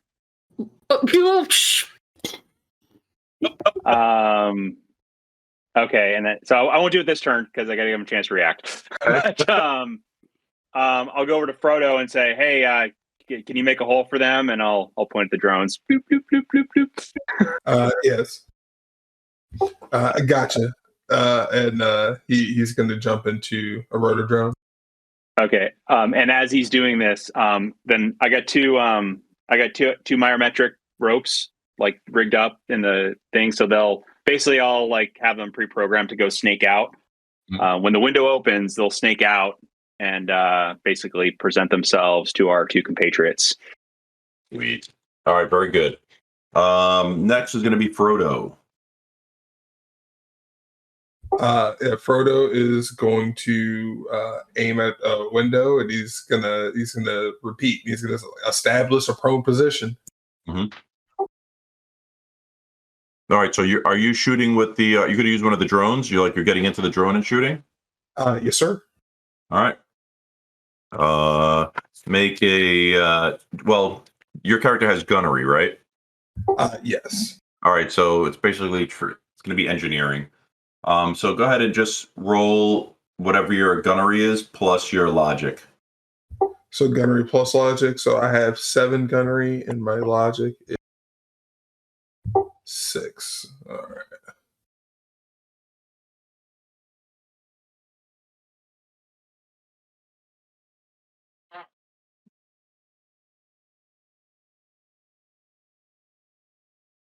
And what you're just going to shoot you're going to shoot a burst of bullets into the window to shatter it? Yes, sir. Okay. So 7 hits. Oh, awesome. Yeah, like you lay into it with the light machine gun as the rounds rip into the glass. Initially, it starts to poke like holes in it, and then you see cracks form, and all of a sudden it just like explodes. And it's tempered glass, so it just like it doesn't like it just like comes down like just like a shower of glass straight down into tiny little pieces. As you guys get a blast of air coming into the restaurant where the glass was before, you hear the noisy sounds of the engines that are almost drowning out the machine or the SMG fire that's going on in the restaurant itself. But there is an exit now. We have a hole. Let's move. All right. Are you taking any more actions, Frodo? No. Take a couple minor actions if you want. Oh no, I'm good. By the way, I love how Matt was like, I'm going to give them a chance to dodge. And Frodo's like, yeah, no. Nah. We're That good. guy's already down, right? Hey, we're riggers. We move fast. Game first and last. All right, Dukes, you just got showered with glass, and oh man, my new suit. Oh man. And yeah, your suit just got shredded up a little bit. But now there is a big hole, and you actually see the ramp like right up on the like maybe 2 or 3 feet as a rope kind of like snakes into the opening. All right, I am running to grab the rope and head over to the ramp. Very good. All right, so you do that. So that's your move action. You can actually get into the. You can jump and get into the vehicle if that's what you want to do. It's close enough that you're able to do that. Okay, so I'm going to jump into the vehicle and get behind the gun. All right, just make a athletics test for me. Athletics plus agility, just because how crazy it is with everything. The rotor wash, the fact that you're 600 feet, 500 feet from the ground. That bullet's going everywhere. All right, so I got 6 hits. Oh yeah, no problem. Yeah, it was like. And Dukes. Dukes, there's no mount. You got to go Rambo style. Wait, there's no what? There's no mount. It's not a gun mount, so you got to go. Oh, Rambo I thought you said there's no. I thought you said there's no ramp. I was like, well, he just jumped into the air. Oh man! Oh, bummer. All right, no problem. Jumps onto the ramp and he picks up the machine gun. He's like, "Let's hit it, bro! Call him, I'll stall him." All right, Curie, you're next. Whew, all right. Well, since he jumped, I'm going to go ahead and take. After what happened last time, I'm gonna cast levitate before I jump. Okay, smart. Oh. I was about to do the like walk through the air thing, and I was like, no, because with my luck, I'm falling to my death. So, all right. Well, your magic was spell casting. Yeah. So I've got my 13 dice. Let's see if that happens this time. Thank God. All right. 1, 2, 3, 4, 5, 6, 7. I'm good. Yeah, you're totally good. All right. Take my drain. I do take 2 points of drain. Okay. But I feel myself getting lighter. So I'm going to go ahead and take that running leap and push myself with physics forward so that the levitate keeps me up and I get more range and yeah, so reaching for that rope. All right, you pull like an American Hero move where like you're kind of floating and then you're using like aerosol cans to like, push yourself forward kind of thing. Metaphysically anyway, right? So yeah, you kind of float into the aircraft. And as you do that, you look back and you see these 2 big angry air spirits just like rush towards the guys as you hear them screaming, go, oh! As they look to be like they're getting enveloped inside of the air mass, and it looks like they're starting to like not be able to breathe, and they're holding their throats. As you see more gunfire go off and people just dying and blood everywhere, and food is just splattering all over the place. Like wasabi flies into one guy's eyes and he's screaming as just mayhem goes on. And you guys get in, you trade like the noise of machine gun and chaos and screams to the noise of turbine engines as the ramp starts to close. And this is where we're going to transition now to exit vector. Yes! I have been waiting 2 hours and 38 minutes for this moment. Very good. All right, so I'm going to move us over to our board. All right, so you guys will see how this all works. Ooh. And then I'm going to talk a little bit about the rule set. And then so everybody kind of gets an idea of how we play this game. And then we will go from there. I'm just going to bring some guys online here. Give me 1 second.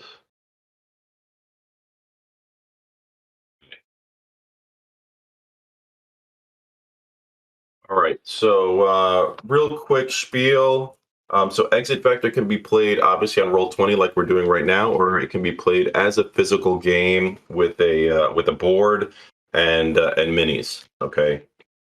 So we're gonna have both of those options supported.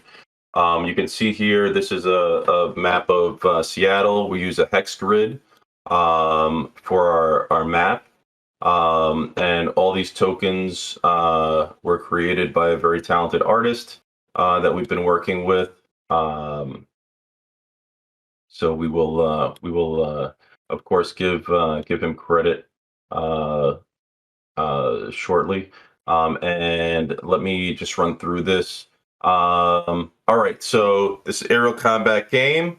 There are some things. So this game, like I said, was designed from the ground up to be integrated with Shadowrun, but we have simplified some things. So as far as character attributes, instead of the normal ones that everybody would have, we broke it down to 4 things. ASDF, right? Everybody's familiar, especially the Deckers are familiar with ASDF. But the way we define it is the A is attack, S is a sleaze, D is for drive, and F is for firewall. Okay, so similar with a little bit of changes. So your attack is going to basically determine, your attack is for physical attacks, your sleaze is for cyber attacks, your drive is for your maneuvers and defense, and it's your defense versus physical attacks. And then your firewall is your stabilize actions, which is basically repairing, and it's the defense versus the cyber attack. Okay. On top of your character, you're also going to have a vehicle, right? It's a vehicle game.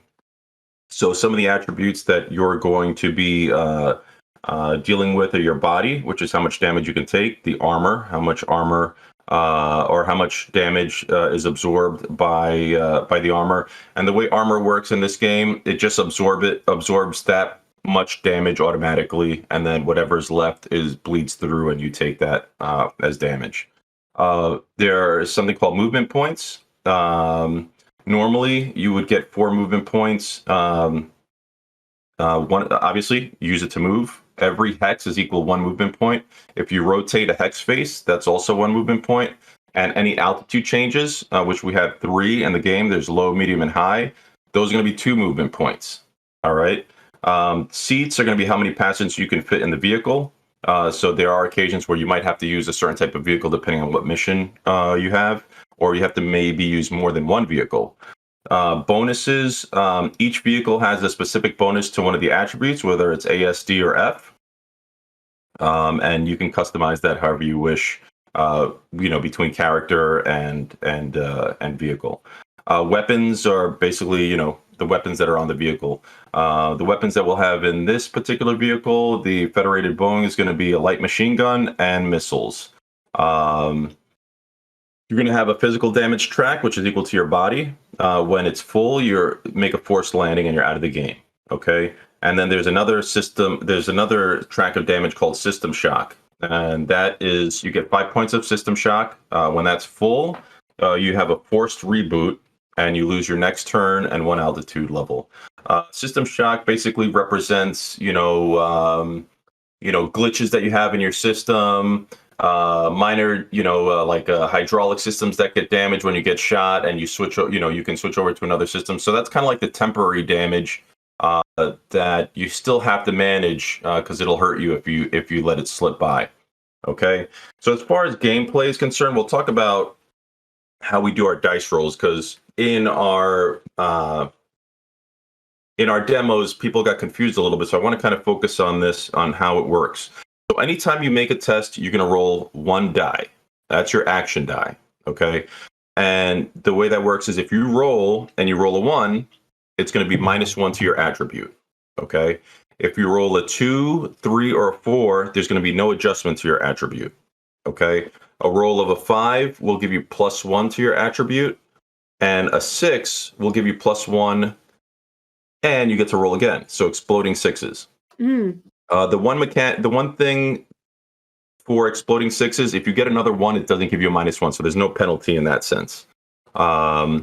So everything is going to be like target number based, right? So you're going to roll your 1 die, and then let's say your attack is 5. If you roll a 4, it does nothing for you, right? But you have a very high attack value, and the defensive value, or the defensive attribute, is drive. So you're going to compare your attack of 5 versus a defense or a drive value of 3. It meets or exceeds that, so that means you succeed in the test. If you get less than the defensive value, then you fail at that test. Okay. The other dice that you're going to have is edge dice. Everybody starts with 3 edge dice, and you can build up to 6 edge dice total. Okay. You can build up your edge dice through making maneuvers. Or, of course, like Shadowrun is saying something really witty that paralyzes everybody in laughter or things like that. Okay. So you can use those dice whenever you want, in any order that you want, however you want. You can use them in the beginning, you can use them at the end. It doesn't matter. Those edge dice you can use whenever. Okay. You can even just do one at a time to see if you make it. You don't have to do anything predetermined and be like, oh, I want to roll 3 edge dice. You can do it however you want to roll them. But you just got to manage, of course, your edge dice, right? So the sequence of play, and we'll actually start doing this in a second. First thing we're going to do is going to roll initiative. So it's going to be 4d6, and that's just traditional, right? You take the total of that, and you're going to add that to your drive attribute. That's going to be your initiative for the entire game. You're going to move and take actions. And then you're going to resolve the status of your actions. Okay. Any kind of effects are all immediate. And then, like I mentioned about the full physical damage and full system shock, those are going to force certain things. Like, right, if you get, we're not going to destroy your vehicle and get a TP total party kill. We're going to force you to land, and then you'll just continue with your game as normal. System shock, it's gonna mess with you a little bit. All right, so let's talk about the actions that you can take. Okay, everybody gets a move action no matter what. All right, as far as being a rigger or being a drone. The difference is that riggers get 2 extra actions on top of the move. Anyone who's not a rigger or who's a drone only gets 1 extra action. Okay, so the 4 action types you can take: scoot, shoot, sleaze, and stabilize. All right, shoot, self-explanatory. You're shooting stuff, missiles, machine guns, whatever it is. All right, and that's going to be linked to your attack attribute. Okay, and the target will defend with their drive attribute. All right. If you are successful at a shoot action, they're going to take physical damage, and then they're going to also take 1 system shock. Okay. The scoot action is basically maneuvers. And there's a maneuver table that has all sorts of maneuvers on here. I think there's probably about at least 10 to 15. I'm not going to count them up right now. But the maneuvers, they'll have a threshold that you have to meet. And they're going to have bonuses. Whether it's you get edge, you get +1 to your drive or your sleaze. And they also give you some sort of effect, right? You can drop an altitude for free. You can make a 180 turn for free. You just have to look through the maneuver table to utilize those. Your sleaze actions are your cyber attacks. Okay, so that's going to be linked to your sleaze attribute. It does 1 system shock no matter what, and you can either do 2 things. You can probe, which you're going to learn your target's ASDF, or you can hack, which causes attribute damage. So you can actually reduce one of the attributes, whichever one you want, ASDF by 1. Okay. And that'll stay into effect until the target takes a stabilize action where they can heal. All right. On to stabilize. Stabilize is your repair action. Okay, so that's linked to your firewall attribute. And basically what happens is your firewall is going to determine how many repair points you get for that particular stabilize action. And you can use those however you want to heal system shock or to recover attribute damage. So for example, you have a firewall of 3. You're going to be able to recover 2 system shock and 1 attribute point to your drive, which has been previously damaged. All right, so last little things here, resolving combat. You're going to select your target and your type of attack. You're going to check your line of sight and your firing arc. You're going to apply your modifiers. You're going to roll your dice. We'll resolve the attack and then apply any damage and system shock. Okay. As far as the map is concerned here, the hexes are 50 meters and elevations are low, medium, and high. If you zoom in, you'll be able to see this a little bit better. So there are going to be buildings that have dotted yellow lines. Those are going to be low altitude. The dashed orange lines are medium altitude, and the solid red lines are going to be your high altitude buildings. Every token in here has, if you look in the upper right hand corner, they all have little dots, whether it's yellow, orange, or red. Those are their predetermined altitudes at the beginning of the game. Players can start at whatever altitude they want. Line of sight, basically, if you have a building in between you and your target is lower than the altitude of, or than the elevation of the building, then you can't see them. So you're going to take that into effect, and you can also use the buildings as cover in that sense as well. And then landing. If you have to land for any reason, you have to be at least the same altitude as the building. And you have to be able to, you can only move half your movement rate. And that we'll talk about deceleration and acceleration at a later time if it comes to in the game. That being said, does anybody have any questions right now? I don't think so. I do learn best by playing. All right, let's do it. But we did lose Chris because he's got a power outage, and he's going to be back on as soon as he can. All right, But Tom did fix our cameras. But why don't we, before we take off, why don't we take our break a few minutes early, and that way we can come back and hit exit vector hard. Very good. All right, so everyone will be back in 5 minutes. Hi, everyone. Welcome back. It is time for some vehicle combat and fighting in the air and not dying. Let's do it. Oh, Tom. All right. Welcome, Tom. Thanks for covering for Chris. Oh, Tom is the silent Tom, but here we go. OC, take it away. All right. So you get into the vehicle, and all of a sudden your AR map, tactical map comes up. You immediately see several red haloed vehicles, which indicate that they are a threat. And you see an exit point where your MTOC tactical computer is telling you will be the most advantageous point for you to escape this area down here in the lower right hand corner. Everybody's going to start by rolling initiative, including the passengers. What is our initiative roll? It's going to be 46 plus your drive. So one thing that we didn't talk about. So now we're moving from Shadowrun to the exit vector. So we have converted your character's stats to ASDF. So Rem, we've already given yours. Yours is going to be 4403. So ASDF of 4403. So 46 plus my drive. My drive is 0 because I'm not a rigger. So I just rolled 46. My initiative is 14.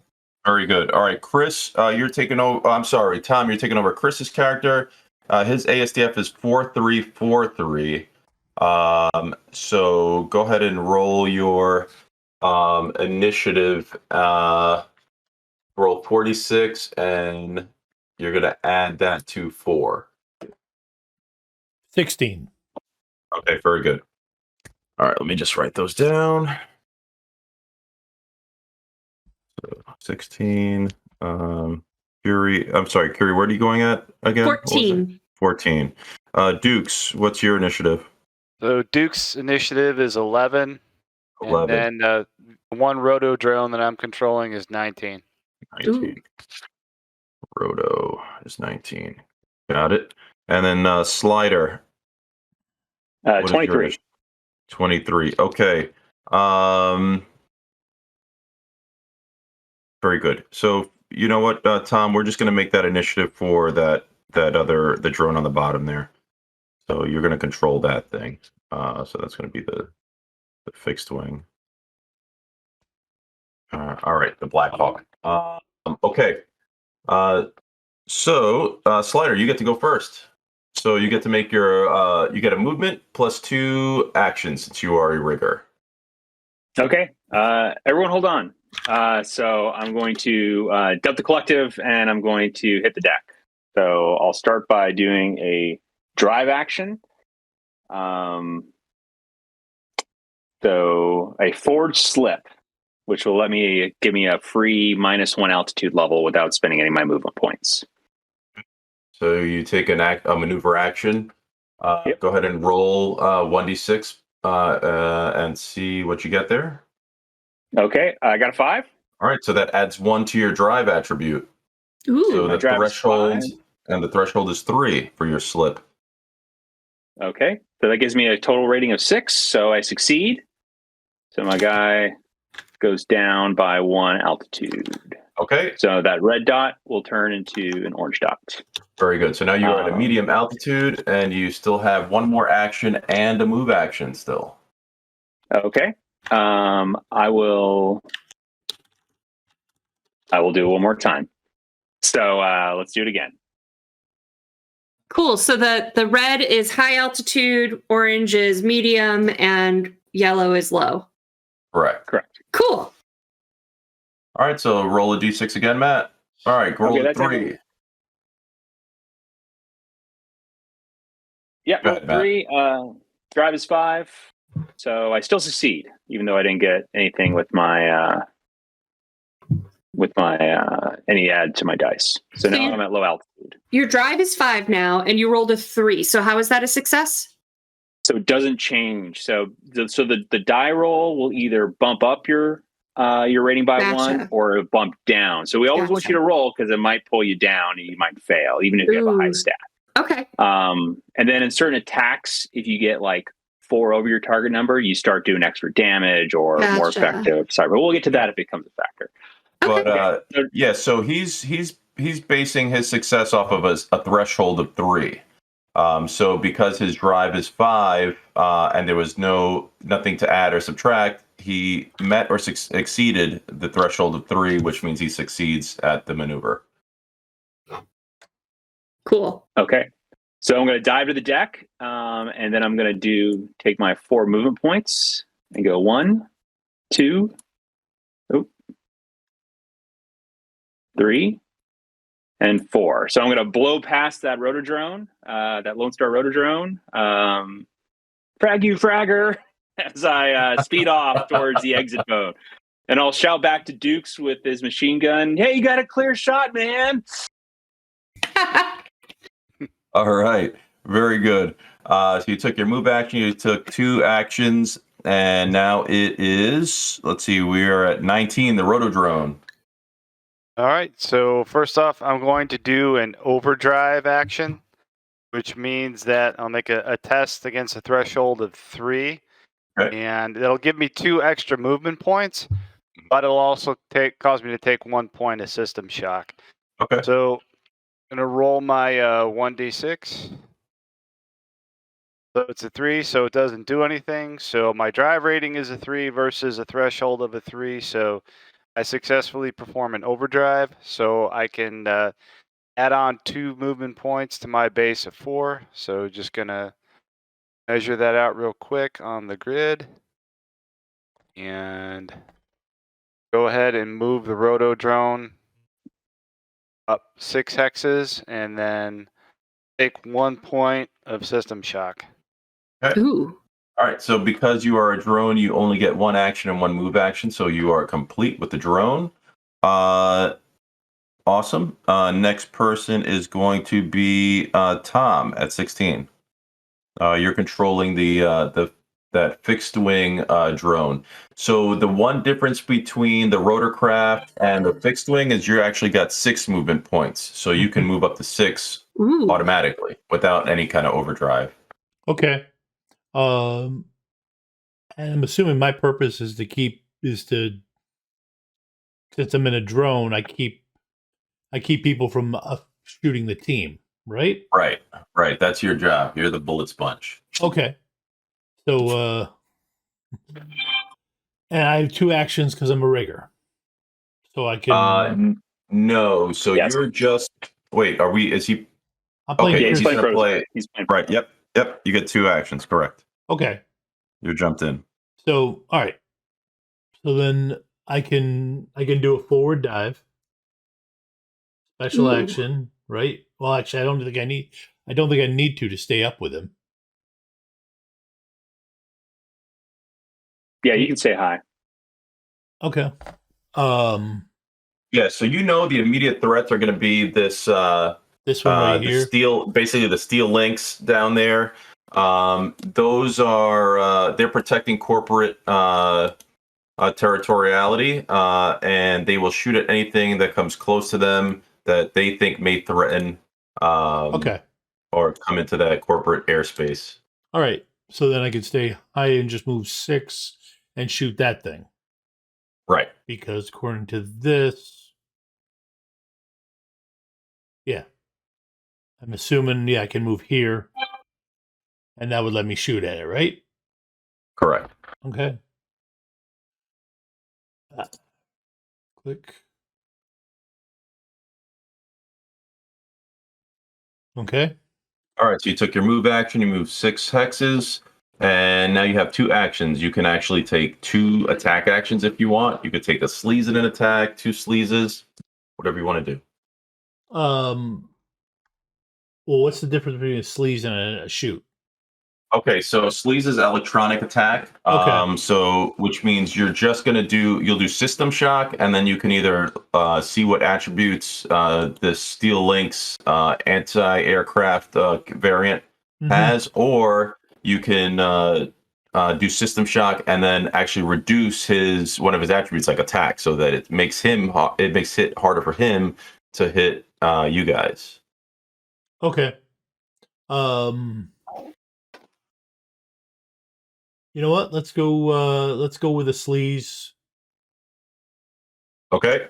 Yep. So you're going to roll 1d6, and you have a sleaze of, let's say it's 4. Is it?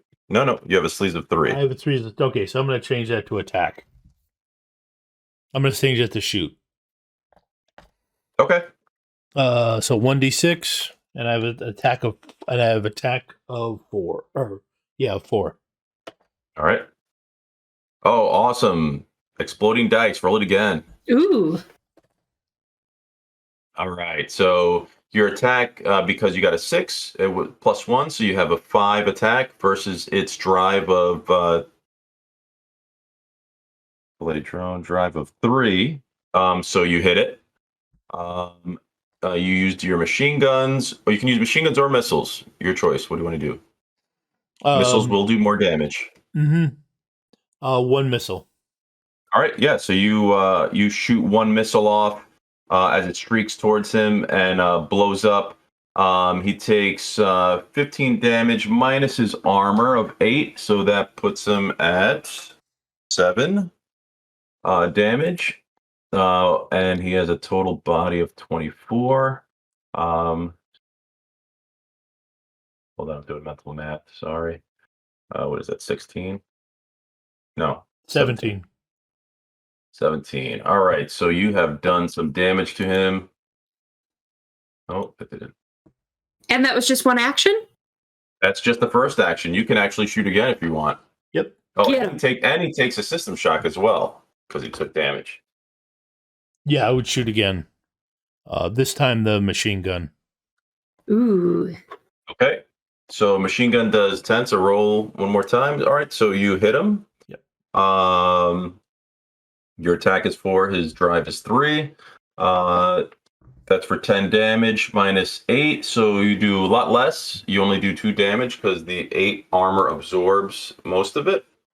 So he's down to 15, but he still takes another system shock. So pretty soon he's going to have to be forced to reboot. So good. There you go. You've definitely put some damage on him, put some hits on him. Cool. All right. Next person in line is going to be Curie. Hey, I get to be a mage. What's all this driving crap? All right, so what I'm gonna do is I want to get out of here and not get blown up. So I think I'm gonna reach down to the floor, close my eyes real hard, and cast increased reflexes to try to get an extra action and drive. Now, is that for the vehicle or for me? I think it's for the vehicle, right? It's wherever you want. Well, so if you want to give it to the vehicle, then I would get to take it, and or you can give it to you if you want to cast 2 spells at one time. It's whoever you want. Ooh, oh, I could cast 2 spells at one time. Ooh. All right, I'm selfish, so we're going to do that. All right, so I need to roll a d6, right? Yep. So for you as a mage, your attack is going to be called Arcane Attack now, and your sleaze will be Spell Sleaze. Ooh. So that's how we use the same ASDF, so it's very easy to understand, but it's going to do a little bit different things for you. Okay, so I rolled a 4, and my Arcane Attack, or is this a sleaze one? Because they're non-attack. It's non-attack, yeah. So it's 4. So my spell sleaze is 4, and I rolled a 4. Okay, what's your firewall? 3. You succeed. Woo! But All right. you're now sustaining a spell, so now your spell sleaze, you get a -1 because you're sustaining a spell. Excuse me, I have focus concentration. Oh. All right. Well, you're very special then. Cool. So does that immediately give me another action? Sure. Yes. Awesome. All right. So let's do some damage. So up ahead, you know what? No. This time, I am going to help the team. So just real quick, with Drain, it's a little bit different now. So you did your, what was that, increased reflexes? Yeah, So yeah. it's, the Drain on that is going to be 7. Oh, wow. Minus your firewall of 3. So your Drain is going to be automatically sucked up by your firewall. So you're going to take 4 Drain. 4 Drain. So I just want you to keep track of that stuff. All right. Ooh. And you still have your 10 track, your 10, it's like your stun track, right? But you're still going to have 10 boxes of that. In that case, then, since I'm taking so much drain from it, I'm going to help the vehicle. So that's going to give the +1 action and the +1 drive to the vehicle. Because we gotta get out of here before I pass out. So all right, sounds good. Awesome. So that's a lovely box of stim packs in front of you. Oh, that's right. Thanks, friend. Yes. So as a mage, you can take a stabilized action and actually repair the stun they're taking. Okay, so maybe next turn I'll do that because I'm with the stun I had back in the tower. I'm at 6 of my 10 now. So, all right, very good. All right, so Fury went, and next in line is going to be Dukes. All right, so Dukes is keeping an eye on the rotodrone off the tail. So have these rotodrones actually started doing anything yet? Oh yeah, they're all marked as hostile. Like it looks like they're going to start reacting to you very shortly. Alrighty. You think the crazy crime scene that is occurring over there has alerted Lone Star, and they're sending their rotodrone initial wave to see what's going on and take action. All right, so I got a 100-meter shot. So yeah, you just have one hex between you, so you're not gonna get any minuses. Oh, okay. Because the measuring tool on Roll20 it measures the next hex, so you don't count the hex they're on. All right, so Dukes is gonna, he's all Rambo style, and he's looking out the back, and he's like, "Hey man, I'm your worst nightmare." He sights him with the machine gun, and rolls a 1. All right, what's your attack? Attack is 4, so it's a 3. All right, so it came down to 3, but you're also doing a rear shot on it, so you get a bonus of +1. Ooh. So it brings you back to 4. So you succeed because his drive is 3. So he takes damage. It's going to be 10 points for the machine gun minus armor of 4. It's going to be 6, so he's down to 10 points. on his damage track, and he takes 1 system shock. So he's down to 4 on that. Okay. And you just have that 1 action. All right, we're gonna go back to the top of the order now. Oh, actually, bad guys are gonna go. All right. To go. The AAA variant of the Steel Lynx is gonna shoot at the drone. 1d6. Where are we? We're definitely not rolling 14 dice. Roll a 1. All right, he rolled a 1, so his attack is 3, 2, so he misses. 3 minus 1 is 2. The drone's drive is 3. The machine gun shots go off towards the drone, but the drone kind of moves around and is unfazed by the attack. Next, this roto drone will turn around 1, 2, 3, 4, and this drone is going to start closing in. 1, 2, 3, 4. And then this drone is also closing in. 1, 2, 3, 4. All of them are broadcasting on the emergency police frequency. They are saying, stop, you are a suspect in a crime in progress. You cannot continue. You must surrender yourself to Lone Star authorities by order of Lone Star Contract 279.5 of the Seattle Code of Justice and Law. As they start to sleaze you guys. First guy is going to sleaze the Federated Boeing. Keep my dice roller out. Oh. His sleaze is 3, minus 1 is 2. What's your firewall, Matt? 3. Or a 3. slider? 3. Okay, so he does not succeed. The next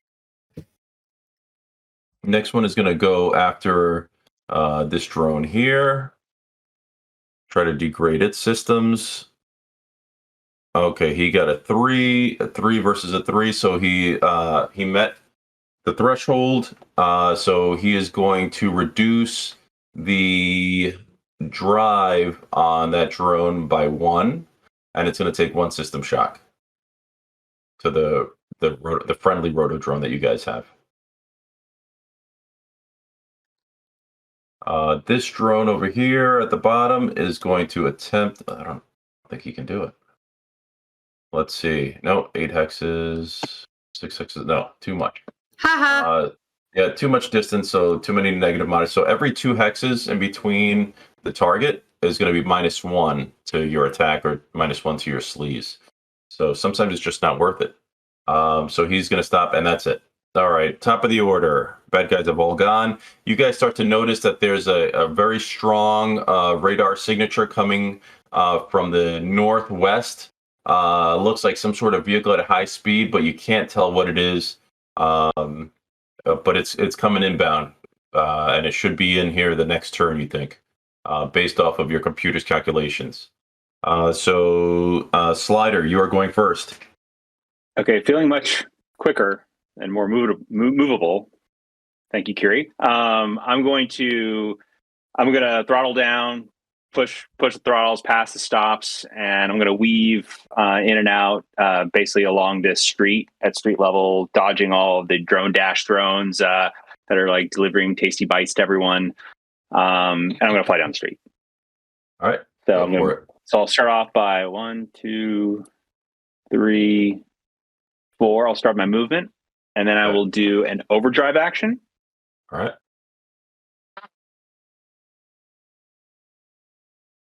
Okay, so I roll a 4. My drive right now is 6. Thanks to Kiri. So I will continue. So I will do another 2, 1, 2, and take 1 system shock. And then I will do another overdrive action with my second action. I'm so helpful. You are redlining those engines. Yeah, so a 5, so I get +1. So there's another 2. 1, 2. Okay. And seeing that like the engine's about to redline, I will take my third action as a stabilize and heal the 2 system shock I just induced. All Thanks, right. Gary. So your firewall was what? What's your firewall? 3? My firewall is 3. So I Okay. can heal. Yep. You can I heal should be both able of to those. heal System 3. shock. Okay. All right. And Very that's my good. action. Excellent. So slider went. Next person in line is going to be the roto drone. Dukes, you're controlling that one. All right, so I got to zoom in and find the little turning stick for the roto drone here. All right, so I'll take 1 movement point to turn.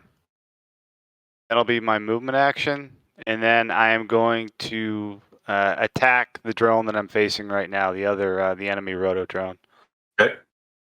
All right, and my dice roller disappeared. And got a 5, and I have an attack of 3. All right. So you get a bonus for being at a higher altitude. Anytime you take a physical attack, if you're coming from a high altitude, attacking from high to lower altitude, you get +1 to your attack. So you're going to be 4. Actually, 5. I'm sorry. Well, your attack was what, 3? Yep. So 3, 4, +1 for the 5, and then +1 +1 for the higher modifier. altitude. All right. So yeah, you're good. You totally got him. He's going to take. So it's machine gun fire. He's going to take. Where can I go? Oh, it's because I have the measuring stick. All right. He's going to take 6 damage, -4 for the armor. So that's going to be a total of 10, but 10. Now it's going to be 6, so it'll be a 10 now. Sorry, confusing everybody. And then he's going to take 1 system shock. Take that, Rotodrone. See, he sparks in anger as he wants to enforce Lone Star laws upon you, and you're not listening. Sparks in anger. That's like, I'm going to bleed in anger at you. Angry bleeding. All right, next person is going to be the fixed wing drone. So Tom, you're up. Okay. All right. So, what is actually at this point threatening the next threat that you see is going to be this. That's what I thought. Okay. Steel links down here. All right. So, and as far as shooting distance, you've basically got to be right on top of it. No. So you can be as far as you want. You're just going to get minuses every 2 full hexes in Every between 2 full you and hexes. the start. Right. Okay. So let's see. So if I do, so I've got 6 to begin with. Mm-hmm. If I do an action, if I go overdrive, that gives me extra movement points, right? Correct. It gives you 2 more movement points.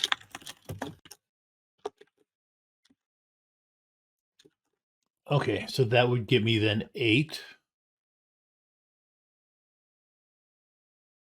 So that would get me here. And then it's 6 to there. So Right. I'd be at -3. It counts the hex they're on, so it's only really 5 hexes. Okay. So you're going to be at -2. Be at -2. And that's the same if I try a sleaze attack too? Correct. Okay. All right. So I'm going to go ahead and What you can also do, if you want, is be the sacrificial lamb, do 2 overdrives, and be the closer target. Oh, okay. You can. Oh, that's right. I get 2 actions. Yeah. Okay. Correct. Okay. So I can move and take 2 actions. So I can move twice. Okay. Oh, the action, the overdrive is an action. Right. It's a maneuver action, and it allows you to move 2 more spaces. Okay. And you have, because you're a rigger, you get 2 actions, so you can take 2 maneuver actions if that's what you want to do. Okay, so I can move total of 10. Correct. You just have to roll and succeed at it. Yep. So roll. Right. Roll your 1d6. All right. So your drive is what? It's a 4. AST, so your drive is a 4, so you succeed. Yep. Because the threshold is only a 3. Yep. and then roll it one more time, and you succeed. So you can move a total of 10 boxes now, or 10 hexes. I'm sorry. Yep. Okay. And I always forget to switch back. Okay. So then, yep. I move here so that I'm on the closer target. Right. Okay. So the only thing you have to do now is just annotate that you took 2 system shock. So you're going to go from 5 to 3. And it's going to be the green. Yep. 3. Okay. Yep.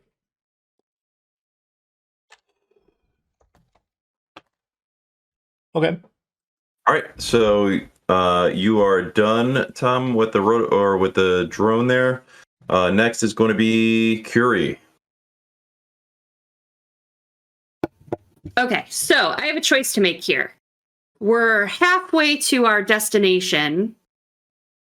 So do I help us get there and potentially pass out, or do I take the time to heal? I think, for the sake of this demonstration, screw healing. So let's do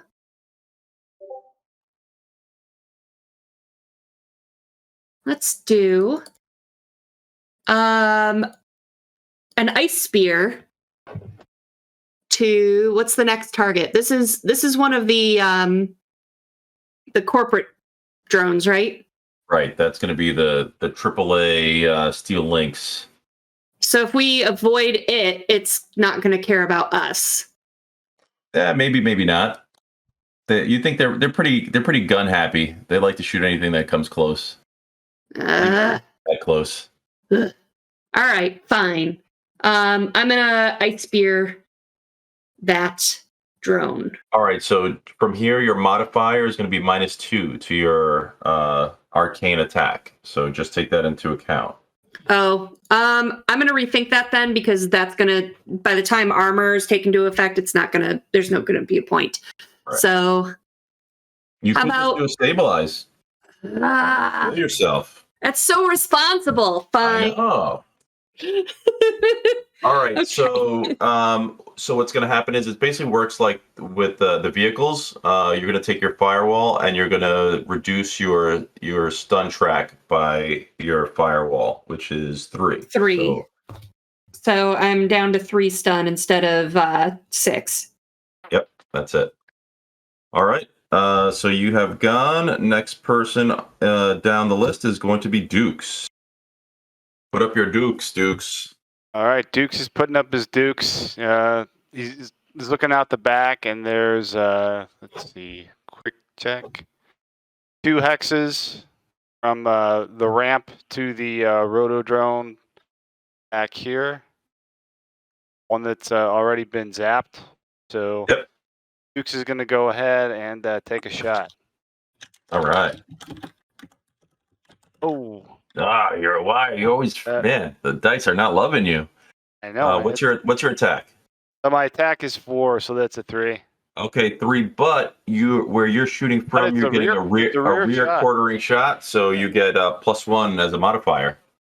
Yeah, so you're back to 4. So yeah, Dukes is he pulls it out. All right, you light him up with the light machine gun.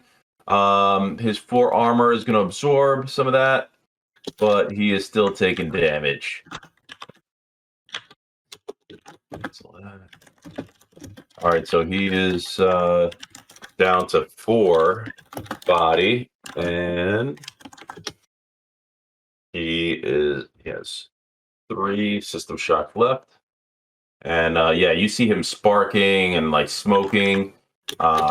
This drone is definitely severely damaged. All right. Next on the list, that's it. Now the bad guys get to go. All right, revenge. Dish best served cold. All right, so 1, 2. 1, 2. This guy's gonna move up. 1, 2, 3, 4. Okay.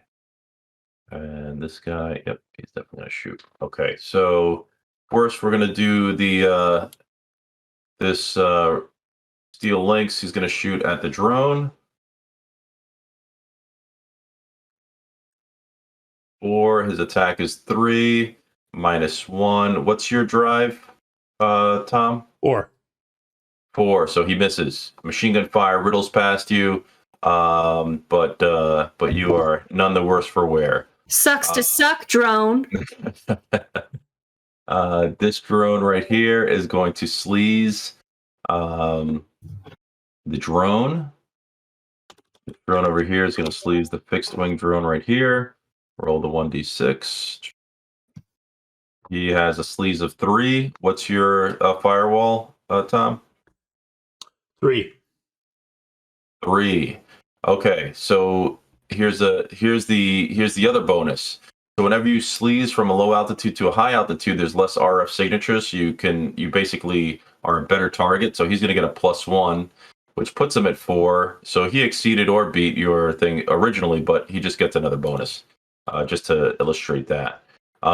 He is going to reduce your drive by 1, and you're going to get 1 system shock. So just annotate the -1 to drive and take 1 system shock. This drone right here, the limping, the Walking Dead drone, is going to try to sleaze as well. He does get 1 success. He's at 4 for his sleaze. Matt, what is your firewall?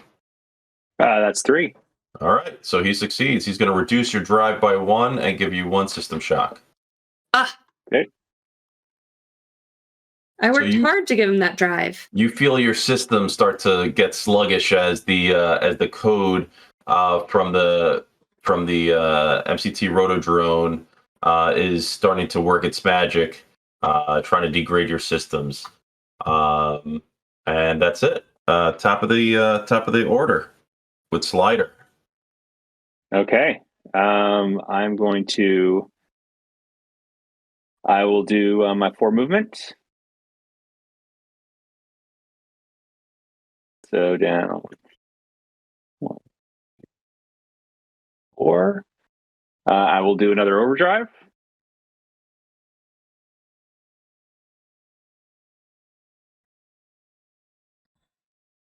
At the speed of roll 20. There we go, 2.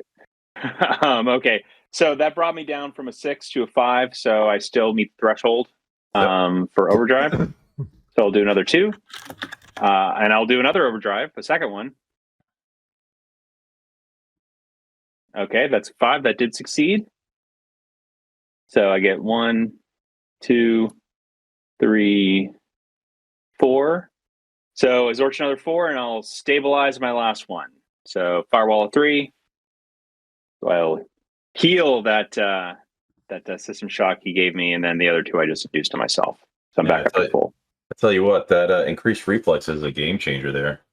That's huge. It's going to save us. Yep. But I have big headaches, so We got stim for that.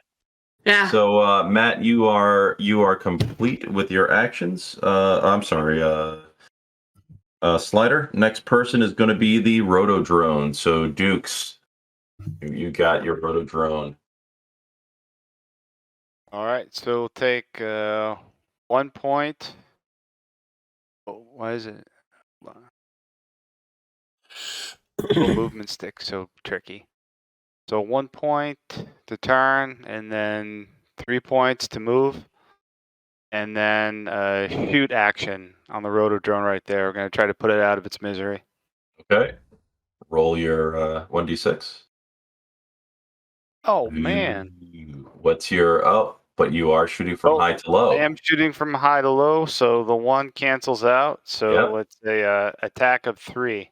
I've been waiting to use this. All right, hold on a second. Where are we?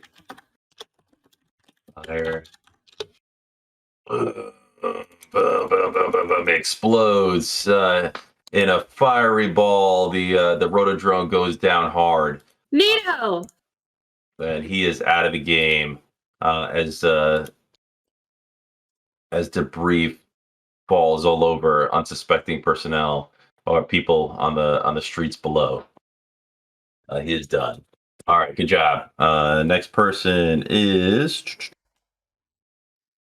Tom with your fixed wing drone. Okay. Your fixed wing bullet sponge. Yep. Gonna move 3 there. Then I gotta spend 1 to turn if I can. Actually, you know what? I'm gonna move in the direction I'm gonna turn, but I'm not gonna spend a ton of time trying to find the stick. Okay, got it. So I still have 2 more movement. So that would take me there. And I'm going to shoot this thing right here. Got it. Going to drop a missile on it. Thank you. Yep, no problem. Yeah, I'm going to All drop. right, yeah, you got 1 missile left, so go ahead and roll your 1d6. Actually, no, I'm going to stabilize first. Okay. That heals up 3, so I can get rid of my drive damage and 2 of my system shock. Very good. So then I shoot 1d6 4. Okay, so my attack is 4. Okay, and his drive is 3, so you hit him. 15 minus 4. Ooh, he takes 11 points of damage. Oh man. What am I doing here? That is Vector 00. Where's my rotodrone? All right. There we go. All right, so he's down to 5 points of damage and 1 system shock. 4. All right, yeah, you blew him up pretty good. He's limping around. He's like kind of turning in circles as that explosion like knocked off his gyro systems, and he's just trying to rebalance himself again. All right, very good. You actually have you did your stabilize, so you did 2. Okay, yep. Very good. Next person is going to be Curie. All right, we're on top of a drone. That's bad guy, right? Yep, bad guy. 2 All bad right, guys. I'm gonna crap a ice spear on him. Very good. All right. All right. So roll your 1d6. Oof. All right. Your arcane attack is 4, though, so that brings you down to 3. His drive is 3, so you hit him. Yay! All right, so that's going to be 10 points of damage, minus 4. So ice spear, like a spear comes out of nowhere and impales this like wounded drone, and immediately seizing the rotor disc on top as it just like falls down like a rock and explodes on top of a building, causing some structural damage and a fire that has to be put out now. So this drone is done. Bam, he's dead. Yay! Oh wait, did I just do that to? No, I did that to the wrong guy. Oh darn it! All right, so he's gone. Next person, very good. Next person is Duke. Dukes, you're up, Dukes. All right. Put up your Dukes. So we got so from the back of the ramp to the steel links there. See, and well, actually, no, we can't. I can't shoot him because he's at high altitude. We're at low. You can. So, yeah, he's on the building, so he's not. It's only if he's on the other side of the building where he would be obstructed. okay. You can still target him. Yes, you're just not going to get a bonus. Okay. So I'm gonna go ahead and take a shot at the steel links up there. All right. Well, at least that's not a 1. So Dukes has an attack of 4. Okay, and his drive is 3, so you hit him. You're hitting him with the machine gun, right? Yep. So he's taking 2 points of damage. Yeah, it kind of plinks off his armor, but he definitely takes a little bit. Take More, that, man. more importantly, he takes some system shock. So that's good. All right. Bad guys. All right, so that drone is done. This one is going to turn around and he is going to shoot at he's going to shoot at the vehicle, at the Federated Boeing. See what he rolls. You can try. Oh. Yeah, he definitely misses. What's your drive, like 6 still? No, it's only 5 now. Oh, 5. Yeah, he still misses anyway, miserably. All right, and then that's it. These other drones are not going to go. They're going to start to disengage and start to move towards the carnage that's happening. You have become less of a threat than they really want to deal with. This guy's actually dead. I can just leave him there. Okay. So that's all the bad guys can go. And top of the order now. Back to Slider. On my count, I'm 10 hexes away from the exit. That sweet AR symbol. Okay, I'm going to throw down 3 overdrives. I'm going to basically blow all of my engine seals out and and get to the exit. So Okay. I'll just do the rolls now. So first one. All right, 4, success. Yeah, you make it. 5, success. Yeah, you make it. 6. Roll again. Principal. Oh. All right. Right. Yeah, you are successful. 3 overdrives. Your engines are like red hot. The hydraulic fluid is like leaking all over the place. The aircraft is making weird noises that your party, the passengers inside, are starting to go, something's going on here. We don't like it. It'll buff out. It's fine. Doesn't Curie have cool metal? No. Oh, okay. Oh. All right. That's So fight. you have raced to the exit. Roll 1d6. I can we're cool- gonna test to see if you can I exit. can- So I can I'm sorry, cool what? metal, just not in a way you're going to want me to cool the metal. 4. A 4. 4, So, which gives me a 5. all right, bam. You have succeeded. You have exited. So your tactical computer calculated this strategic exit point as Curie decides to cast improved invisibility.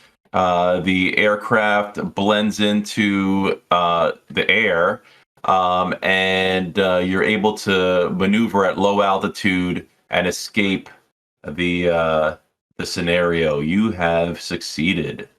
Very Awesome. good. Thanks, guys. So you guys are you get out of the area. You start heading back, making a couple different loops around different areas to make sure you're not followed by anyone. End up traveling back wherever you want to go. Where do you want to go? Do you want to go back to your safe house, or did you want to stay in the air? No. Not going. Are you sure? Not going anywhere near my property.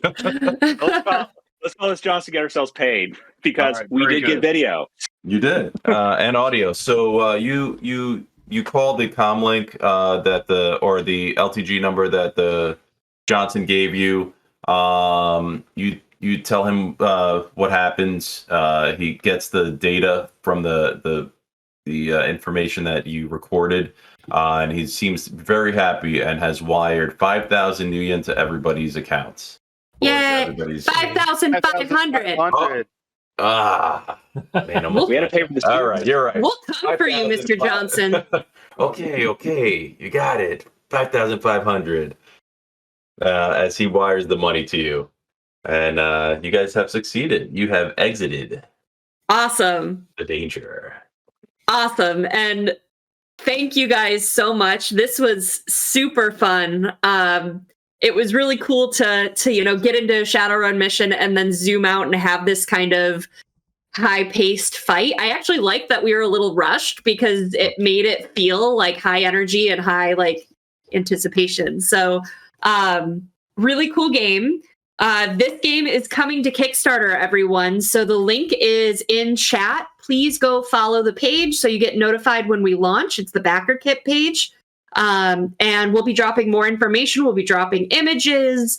There will be lots of content in there as we gear up for launch. Wow. Thank you guys. You're welcome. Yeah, thanks for having Thank us. you. Of course. And we do have a winner for tonight. So my moderator is telling me that it is Mystica. Yay! So you are the winner of the Rhiannon held series collection of 4 books from the Amsterdam Institute series. So that's 4 of the 6 that are out. So watch your Twitch whispers messages so that we can get a hold of you and get your email and send you those ebooks. And we will be back next week with our typical Shadowrun.